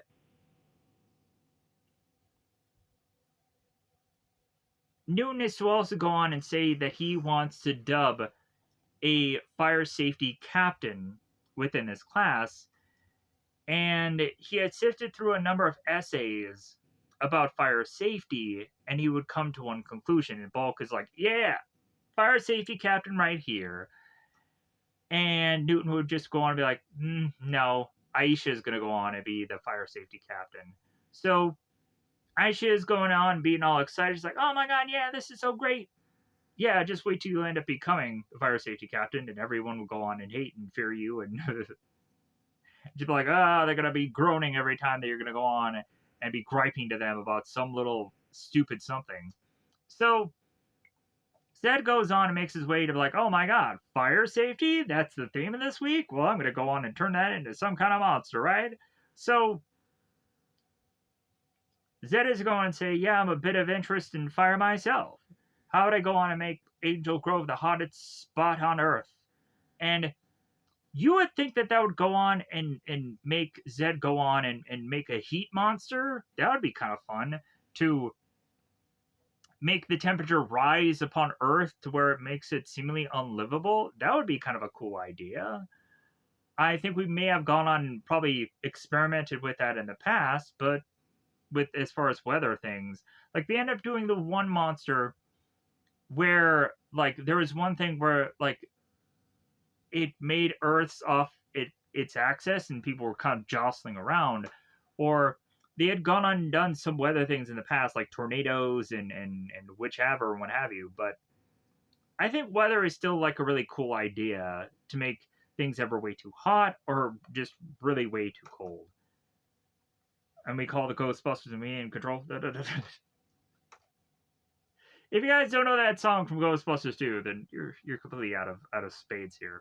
Anyways, and it's from a fairly old reference of a fairly old movie, but regardless, uh, too hot to handle, too cold to hold. Anyway, I weirdly I thought it was strange how I'd gone on and watched something recently, and they had referenced that thing of too hot to handle, too cold to hold, and I was immediately when hearing that I'm like, hey, that's Ghostbusters, the Ghostbusters 2 song in that. I'm getting tethered out here. I should really get back to where I was staying here. So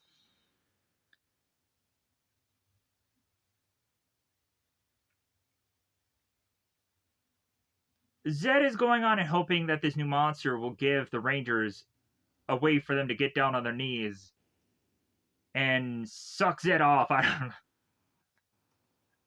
That maybe went a little too far. My apologies. Back at Angel Grove High, we now have Aisha that is taking upon herself to show people how you should not go on and put too many light sockets into one thing. And she's going on and doing this bit of display, and she talked about her curling iron and gels and stuff like that. And then Kimberly's like, "Wait a minute, what? Curly ironing and gelling and this and that? Wait a minute, like." I need to know exactly what you mean by this. Like, we need to talk, girl. We need to talk about curly irons and gels and what we should be doing first. And they're getting so enthralled in this. I'm like, who's going to care about this? And then it's like, wait a minute. They're just making this as a joke to have this be such an important bit of conversation that it's like, hey, let's go back to the more important thing. And so we all of a sudden have Bulk and Skull making their way into the scene here with a Dalmatian. Nice. And so Bulk and Skull are to go on and be in the wannabe firefighters club. And so they're going to interject on Aisha here. And they're going to go on and talk about fire safety. And the funny thing of it is they actually are to go on and cause a fire instead of trying to avoid one. Because Bulk is going to go on and talk to this story about his father in this barbecue and how legendary it was. And then they're going to go on and try to put up this kind of PowerPoint presentation. And Bulk is going to want to go on to try and plug this thing in. And it starts this electrical fire, which forces them to grab a fire extinguisher and spray this thing out and stop this fire from happening. So Aisha turns to the class. It's like, well, yeah, when looking at Bulk and Skull, this is an example of what not to do, and they just kind of laugh it off here. So at the youth center, we have Aisha that is teaming up with Ernie here to try to go on to make the youth center a little bit more fire safety. So we have Aisha that is going on and handing Billy, Kimberly, and Tommy some flyers to just hand around all over the goddamn place for reasons that I just don't quite really just see anything other than just busy work for them to go on and do. Tommy is to go on and say that him and his friends are going on a bit of a jog because they're going to try to get exercise in, because I guess they're not really going on and having them fight much for this episode. So, hey man, we really need to go on. We need to slim down because we're starting to pack on the pounds because we're not fighting as much. So Aisha goes on and tells Tommy, it's like, well, yeah, that's great that you're going on a jog. So I'm going to go on and give you these flyers so you can go to the mall and the library and 30 other places because you just have the easy ways of getting to all these things and handing all these flyers. Eventually, Tommy will not give a single F about these flyers and will take these flyers and wipe his butt with it. But if anything,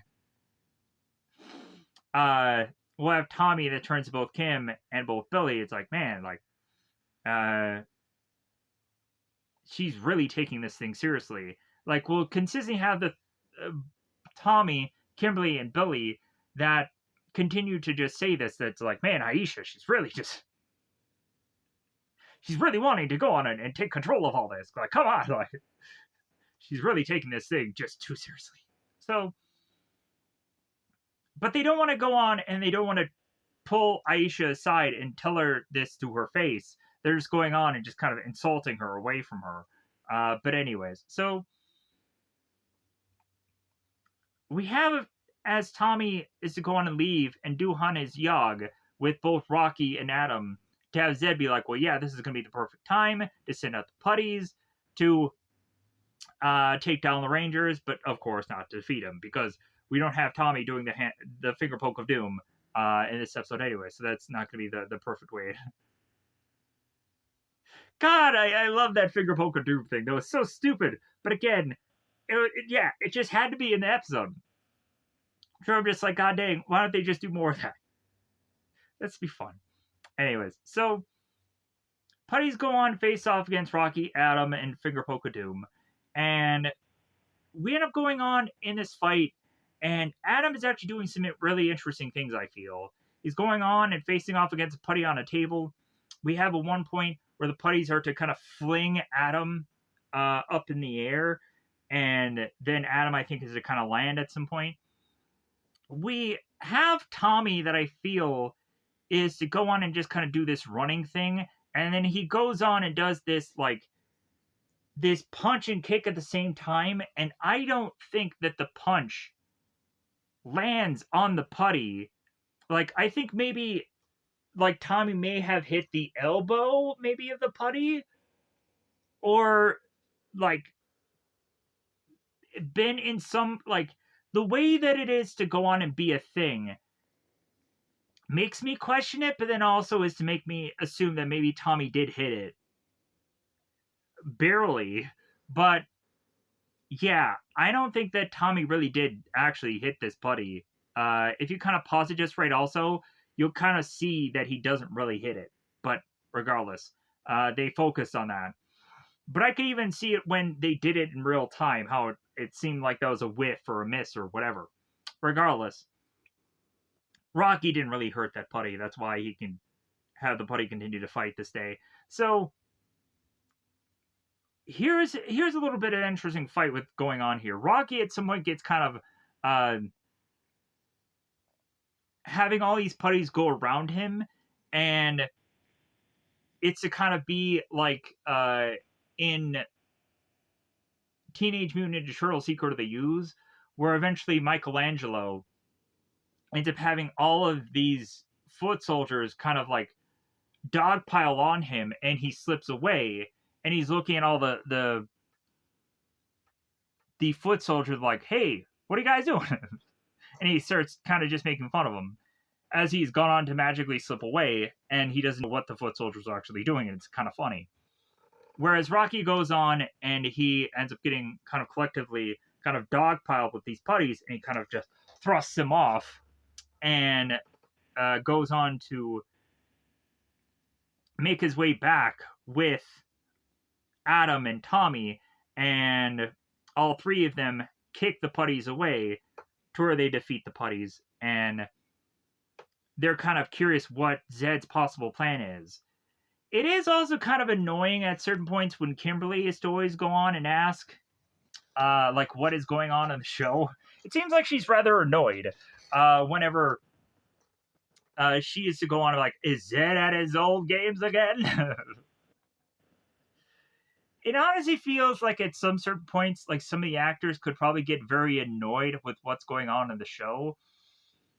And in all honesty, like, it would be interesting to see maybe the commentary of every single one of these episodes of a ranger actually talking about these episodes and just being like, yeah, this episode, I was honestly really bored. Or this episode, I was really to just go on. And like, if it sounded like I was annoyed, it's because I really was, because I was just so tired of doing these same similar kind of episodes that are just, yeah, like, it would be interesting to get a commentary, and I wonder if there is some like DVD Blu-ray extra where there is commentary of every single episode that has the Power Rangers on them, so I can kind of get a better gist of like the day-to-day of a Power Ranger and how they felt about just episodes and filming it, and maybe how they ate a bad burrito that day and they had to go on it and they had to do this fight scene, or what. That would just be really interesting as just a weird commentary track. If Power Ranger actors were going on to be smart, that would be honestly the one thing that they would go on and actually do. Like right now, there is to go on and be Michael Rosenbaum and Tom Welling that are doing this like watch along of Smallville, and they're going on and they're talking about every bit of every one of their episodes and just kind of recounting it and saying how they felt about the show. And that is a really interesting idea, and hopefully at some point Power Rangers are also going on and doing that as well. I would see Brandon Mejia. He is to go on and he is to do commentary of the Sentai show, and I think he had also gone on and done commentary of certain episodes that he had gone on to do in Dino Charge. specifically the team up episode, as well as also I think he may have gone on and done the pilot. I'm not quite sure. Let me know in the comments below if I'm to need to be corrected about that.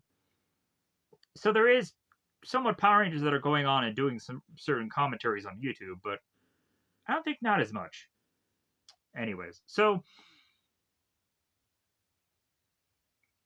Rocky, Adam, and Tommy are to realize, since they have gone on and faced off against Putties, that the other rest of the team could go on and be in danger, and so they need to check out if they're okay. Which is actually pretty smart, in my opinion, to do that writing, so the rest of the team cares of if the rest of the team is in jeopardy, as well as also just getting us to get out of this scene is also just really intelligent. So Aisha, Billy, and Kimberly are to be at the youth center. Aisha is going on and being a very stickler to Ernie about some fire safety things. And Ernie is to go on and say, it's like, well, yeah, like I'm kind of busy right now. I'll probably handle all these next week. And Aisha's like, yeah, next week though. Could you make that like today?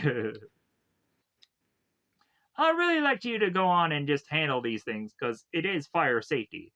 And Aisha's going on and talking about how these exit signs need to be properly shown and this. So Kimberly and Billy are turning to one another like, God dang, Aisha. Like, man, like she is really going on and going ham about this. So Tommy makes his way back to the youth center and is to talk about how he was attacked by Putties and was to see if the rest of the game was okay, as now Rocky and Adam are seemingly not there. Kind of weird. So as Tommy goes on and turns, Aisha realizes that Tommy is to go on and have these flyers. Oh man, you have the flyers? And Tommy's like, well, yeah, I was battling the Putties and I was distracted. So Aisha is to go on and tell Tommy, hey, well, yeah, definitely go on and hand out all those flyers. And then Aisha leaves, and Tommy's like, God dang, she's very strict about all this. So, not realizing they have to go on to defend the Earth, save the day, and what have you. So,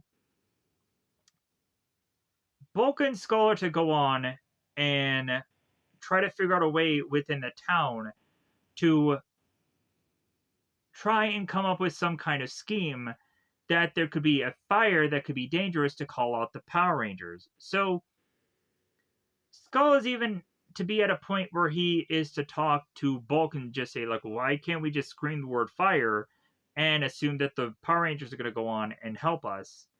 And that'll be the way that we can probably unmask them. So Zed goes on and is to realize that there seems to be a barbecue ablaze nearby, and that'll be the perfect thing to have a monster weaponize that. And so Zed calls for Flamehead. Flamehead comes into this horse, and I'm like, man, this monster being on this horse, man, how honestly, I'm curious about how difficult that really was. But then on top of that, this monster's going on, breathing fire at this barbecue. So we have this monster going on and running amok, flaming up all of the park, and eventually we'll go on to have Skull alerted about this fire going on.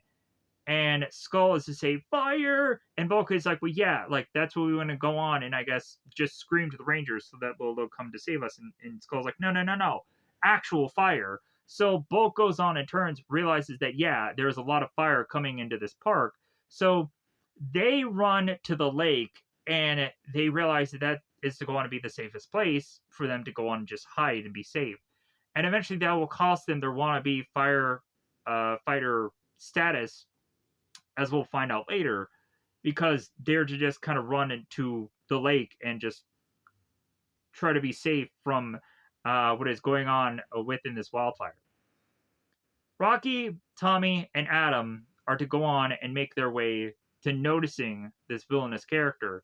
as they are to go on and hear someone yelling out fire. So Flamehead is to appear to the Rangers. The Rangers are to be forced to morph here. So the Rangers morph into action, and they try to face off against this monster who is consistently throwing flames upon them, having them dodge, duck, and dive to avoid the flames. So they end up calling this monster like Matchstick and a number of other things. Finally, we get the monster out of the horse, which I'm like, whew, kind of crisis averted here. So as the Rangers continue to get blasted by this monsterish thing, and they're not quite sure exactly how to defeat it quite yet, we have both Kim and Billy at the youth center, and Ernie is complaining that Aisha is going on and wanting the juice machine to be taken apart. He's like, how am I going to run a juice bar if I can't even use the juice machine? So Ernie goes on and walks off here, as all of a sudden both Billy and Kimberly, and then also Aisha, are to find out there seems to be something going on with the Power Rangers on the telly. So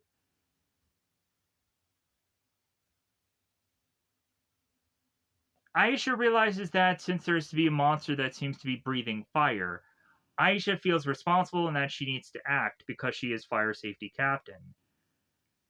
She's really taken this title way too far here. It seems that she's going to go on and be the only one who's to defend the planet against the fiery breath of death. So Aisha, Kimberly, and Billy make their way to the command center as they are to figure out what exactly is going on this week.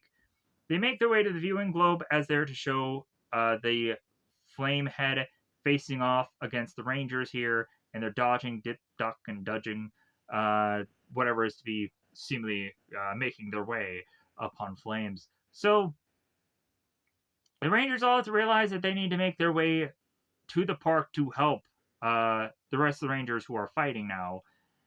And so they go on to have Kimberly and Billy tempted to leave, and Aisha's like, no. You guys, you go on, you stay at the command center. I'm going to go and I'm going to leave, and I'm going to morph, and I'm going to face off against this monster. So, as Kimberly and Billy are going to have to figure out how to defeat this monster, which is, in all honesty, that actually is a good plan. Then Aisha is to tell both Billy and Kim to stay there, because there needs to always be a strategy with the monster. You can't just go in there guns blazing and hoping you're going to defeat this thing. So I actually like how Aisha is telling both Kim and Billy to stay back to come up with a strategy to definitively defeat this monster before just kind of going in guns blazing to hope that you're going to defeat it. I like that, but then also Aisha goes on and is not working as a team whatsoever. And her being there is more of a distraction, I think, to all the other Rangers, and it hurts them in the long run. So Kimberly runs and says to the rest of the Rangers that she hopes that she's not too late. And it's like, well, they're not dead, so I think it's fine. So Zed goes on and is to then thrust out the putties to try to be a thwart to, of course, all the Rangers. And you would think Aisha, because she's to be fire safety captain, she would go after the monster and feel responsible that she needs to face off against the monster while the rest of the team is facing off against the putties, because none of the putties are going to be breathing out flames anytime soon. But Aisha goes on and she fights all the putties seemingly by herself and annoys the rest of the Rangers because, like, hey man, like, you could have just helped me. but like, people start to get annoyed to the point where Rocky, Adam, and Tommy are turning to one another and saying, like, yeah, like, Aisha is just taking this all on herself, and they're saying, yeah, like that's really dangerous. Like she's gonna go on and hurt herself or probably hurt others by her just going on and doing what she's doing. So, oh well. Back with Kimberly and Billy on their way to the command center trying to figure out how to defeat this monster. And in all honesty, it doesn't really seem that they come up with a device or any real sound strategy to defeat this thing, in my opinion.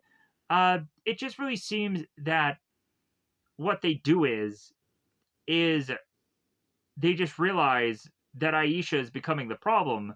So after they defeated all the putties, they force her back to the command center and are to confront her and to say to her, yeah, you were fire safety captain, but that was under certain circumstances. Now things have drastically changed. If anything, like the escalation of this problem is to not really need to be handled all upon yourself. And with how Aisha had gone on to seemingly try and hand over certain duties to other people, and whether they failed or succeeded in doing so, regardless, like she needs to go on and just start to hand things out to other people and just rely on other people, as well as also have them work together to defeat this crisis.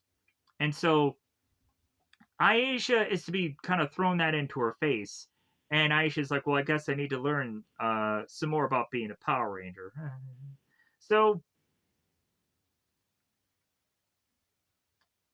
and also we get Tommy that turns Aisha. It's like, well, yeah, there's no I in team, but also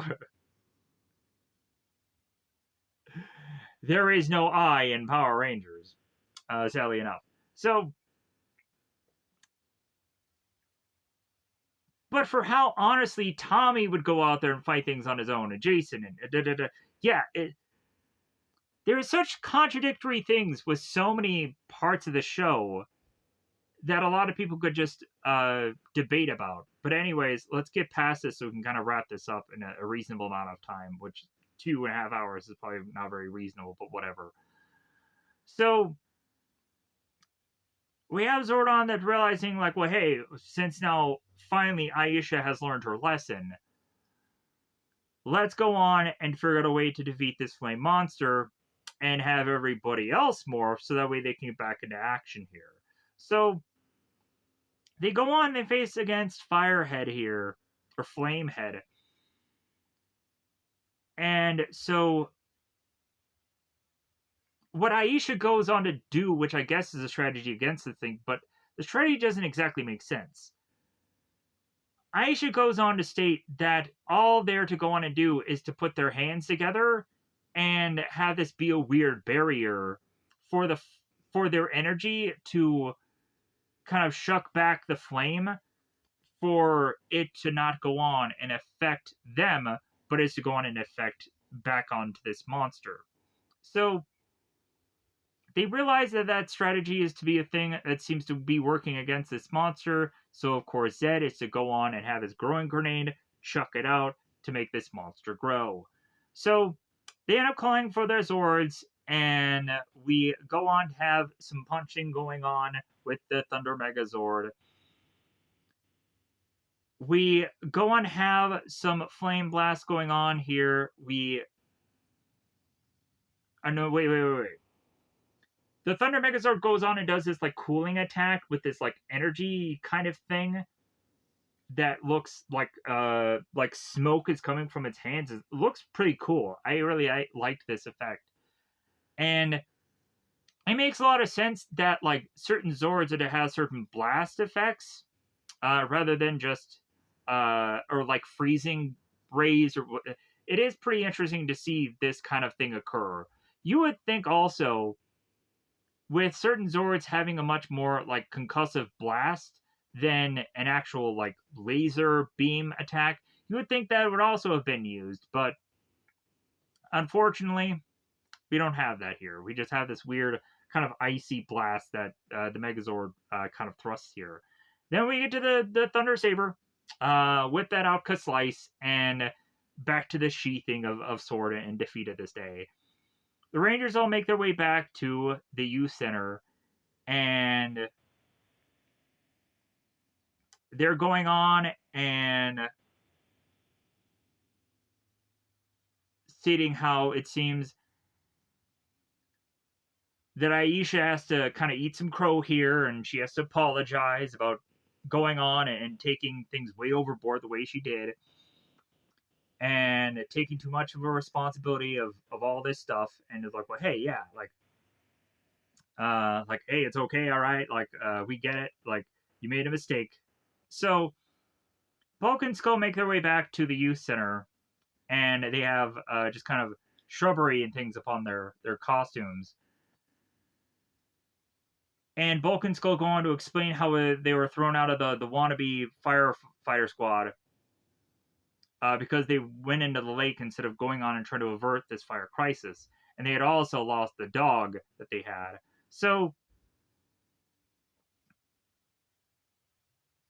we would then in turn have Ernie, who brings in this cake for Aisha to blow out the candles of. And Bulk and Skull are to see the candles upon this cake, and they are to freak out. And they're like, fire! And so Bulk and Skull, I believe, the two of them both run or what have you away from this, and Aisha blows out the candles, and the episode is to wrap up. So the following episode is to be Scavenger Hunt. We have Kimberly that goes on and reads this riddle. It's the color of tomato, has wheels, as can travel at a great speed. And they're trying to figure out what exactly that riddle is to really actually mean here. So, because this is to be their clue of the scavenger hunt item. So, they go on and they're trying to, like, well, is it a stop sign? Is it a roller skate? What is it? And Kimberly goes on and notices this red car. It's like, well, yeah, this must be it. We have Tommy that has this Polaroid camera, which is like, okay, that's the perfect way of being able to get proof of all these things. And it's nice that one of these people have a Polaroid camera because it's convenient for the story. So Adam and Kimberly make a picture together with this car. And I thought that was kind of funny. So the two of them are happy that they were to go on and figure out this clue. And they're like, okay, what is the next one? Because they're hoping that they're going to win at the scavenger hunt because I think they're going against this other school. So Tommy goes on and reads the next clue because it seems that they are to go on and have 6 clues left, and it seems that the other half of the team are going on and they're trying to figure out the clues also. So they've kind of separated into 2 groups here. So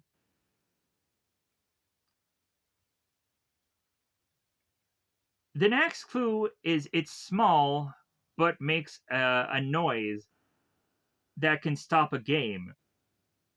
People can also do it just the same. And so Kimberly is going on like, I think I have an idea of what this could possibly be. And she just starts to trottle off. And Adam and Tommy are like, man, Kimberly's really having enough fun with this thing. And it's like, well, yeah, like it is really just a fun idea that any number of these characters can just be like, yeah, this is like a cool thing that they're doing for the episode. And it's kind of breaking away from all the other stuff that they've gone on and done in the past. And it could just be a really fun thing that these people are going on and trying to figure out to just make them seem very intelligent characters. Because oftentimes, like, we would see so often that even though the Power Rangers are to figure out a strategy of how to beat the monsters, it seems that quite often they're to also get egg on their face and have to learn a thing or two. But anyways, it shows that these characters will go on and be smart and try to figure things out. So Zed and Goldar are to go on and be like, hey, so they like playing games, do they? Ah, all right. Well, so Zed is going to be like, well, I'll send them on an endless scavenger hunt through these other dimensions to be lost forever. And so we have the youth center where Billy, Rocky, and Aisha are at this youth center, and they're trying to figure out this clue.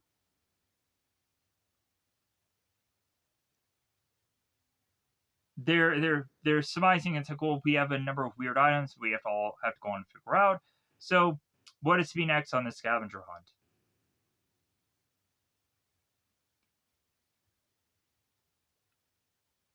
So, the next clue they have here. Ooh,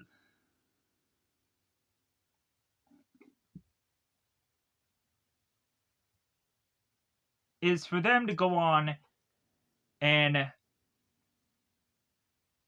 and kind of be stopped here. We would come to find that both Bulk and Skull have this woman that seems to be this psychic, this gypsy uh, Abylonia. This gypsy woman is to go on and possibly figure out, because she's a psychic, who the Power Rangers are. This is actually a pretty smart idea to come into this episode to have this gypsy try to figure out who the Power Rangers are. But it seems that she's gonna go on and just do it in a weird manner. That's like, look into my eyes, look into my eyes, and have both Bulk and Skull just weirdly hypnotized by this woman, and they spin around her and they fall over, and then it just looks stupid. So Billy, Rocky, and Aisha take this time to just look at this woman and like, really? Like, she's gonna figure out who the Power Rangers are? Sure she will. Sure she will. So the woman goes on and tells Billy to look into her eyes, and Billy's like, no thanks. So the Rangers are looking at this woman and laughing. And so as both Bulk and Skull fall to the ground, we now cue back to Zed. And so Zed is still talking about his lost universe, how he's going to send these Rangers still on this this endless scavenger hunt. And so Zed then goes on to tell Goldar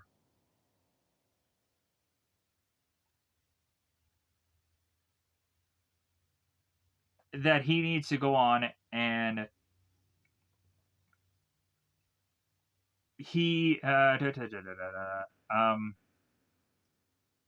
he needs to send the putties, or he needs to go on and he needs to eventually take these scavenger items to come to figure out what a monster will be this week.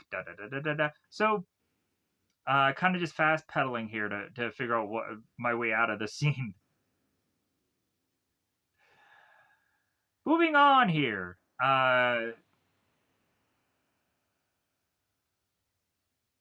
Because he's talking about, like, hey, Goldar, you need to go on with the putties, and I don't think he goes. I think the putty may go, and like, hey, get the scavenger items, figure out what is going to be the next monster, and that's how we write our way out of the scene here. I just kind of fumbled here the ball. So Rocky, Aisha, and Billy are at Billy's lab, and the next clue is to go on and be a weapons kings use in a battle's past that hits its target from the sky. And so they're trying to figure it out. And Billy is to figure out that it's a cannon. And he's like, well, hey, I have this toy cannon. This seems to be the thing that is going to answer our thing. This will be the scavenger hunt item we need. So this will be another clue that we are to go on and figure out. So Zed is to realize that the toy cannon is to be the thing that is going to answer their prayers here. And so Zed is to go on and tell Goldar, hey, we need to get that toy cannon because that's going to be our monster for the week. So as Billy, Aisha, and Rocky make their way to figure out what possibly is to be the next clue, as they're trying to meet up with Kim and the guys and hope that they're doing okay, the putties all of a sudden appear, and Billy, Rocky, and Aisha have to face off against them.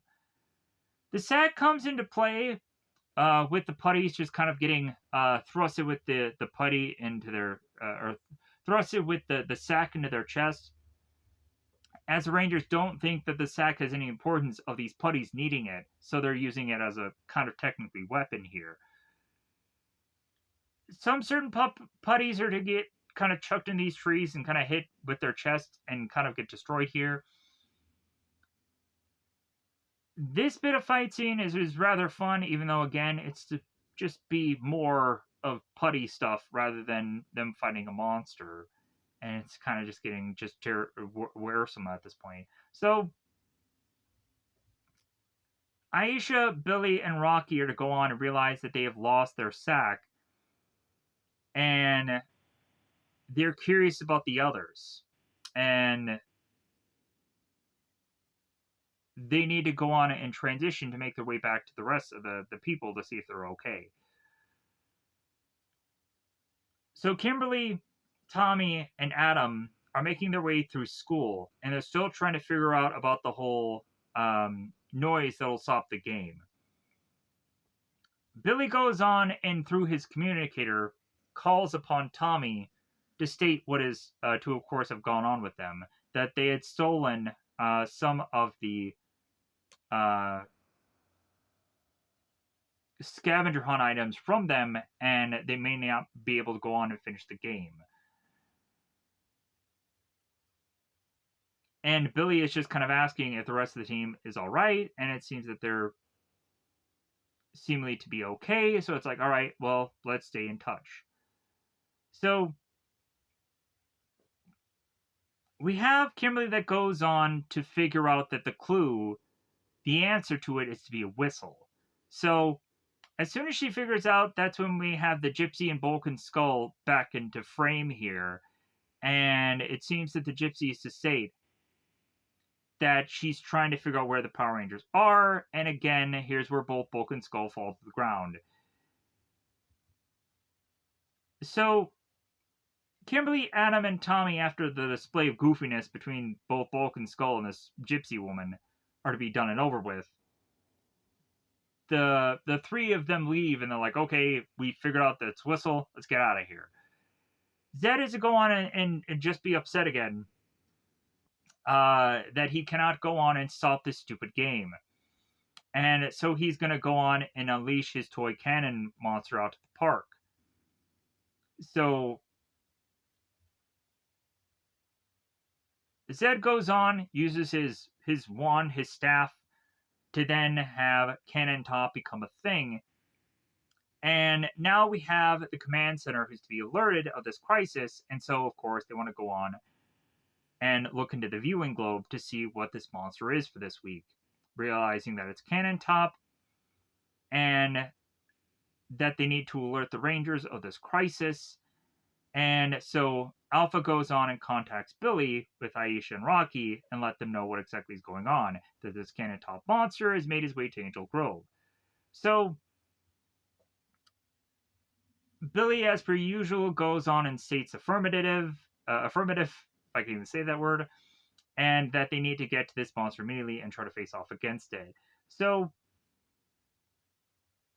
Zordon is to tell Billy that the rest of the Rangers will be contacted and will be into action soon, but it seems that since these Rangers would be the closest nearby, that they need to call to action more sooner than the others. So the Rangers go into Morphin time, and so Zordon and Alpha end up calling Tommy. And so Tommy's like, well, what's up, Alpha? So the Rangers end up getting told what is going on, and the rest of them all morph. They flip into action here. We have Tommy that alerts the team to be ready for anything because they don't know exactly what's going on. Cannon Top is to be a kind of distant range weapon monster, and so yeah, it makes all the sense in the world for them to go on and just kind of be like a far-ranging monster. Yeah, be very just kind of hard to figure out. So we have Cannon Top that is firing and blasting away at these Rangers. And the Rangers are just like, well, we got to figure out something. What are we going to do? So we have the Rangers that decide to do the Power Blaster. So they combine all their weapons together. And this is to be very much reminded me of the early seasons of the show, where they combine all the weapons together and they're basically going on and using stock footage from before to use this power blaster to go on and hit this cannon top. And of course, we go on to have Zed with his grow grenade to go on and make this monster even bigger. So we then force our Rangers to call out for Zords. Tommy is to call out for the Tiger Zord. So we get some Tiger Zord here.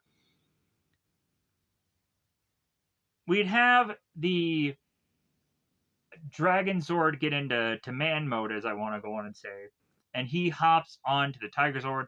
The two of them had this like little jaunt of them going on and having this stick be thrusted into Cannon Top. So now back with Zordon and Alpha.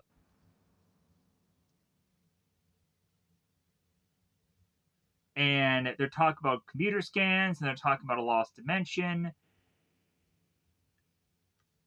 And there's a fear that if these Rangers go on and they get blasted hard enough, that they'll go into this lost dimension, we'll lose them forever. So Alpha and Zordon are, again, to make viewers aware of this happening. So we have Tommy that is to, of course, go on and use his Zord to face off against Cannon Top. And then Tor comes in to do nothing. He does, I think, a couple of blasts, but there's nothing that he really goes on a real benefit to actually do here. So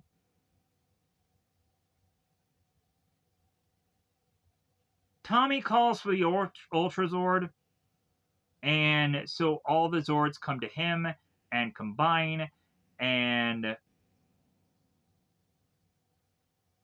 as the Cannon Top is starting to blast, both Ultra Zord and Rocky Zord,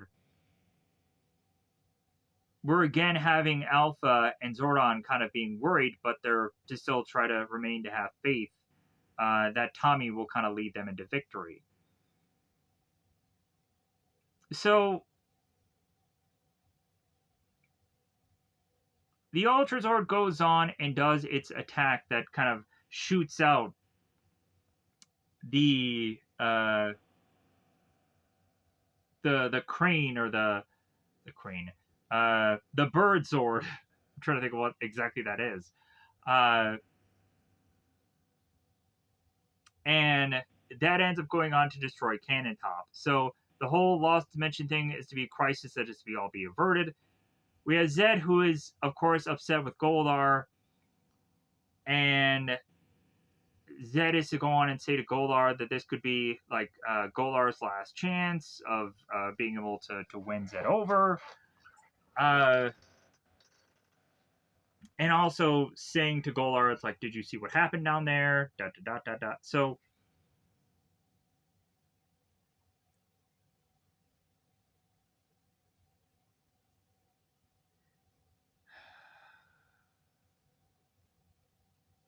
Zed goes on and says, like, well, hey, well, next time, maybe the Power Rangers won't be so lucky. And that kind of wraps us out of that scene.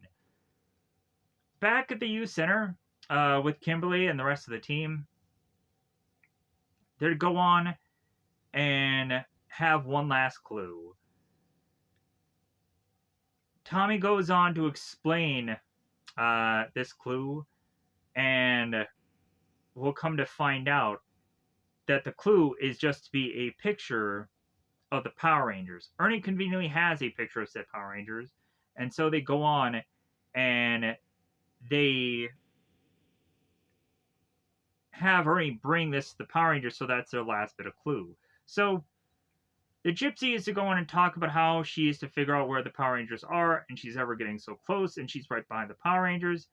And when Ernie gives the Rangers a picture, Bulk is to make a joke about, like, man, this gypsy cannot go on and figure out who the Power Rangers are, and if anything, yeah, there is Power Rangers, but they're in picture form, and he kind of cracks that joke. So Bulk and Skull tell this gypsy that she is fired, and they're wasting their time with her. So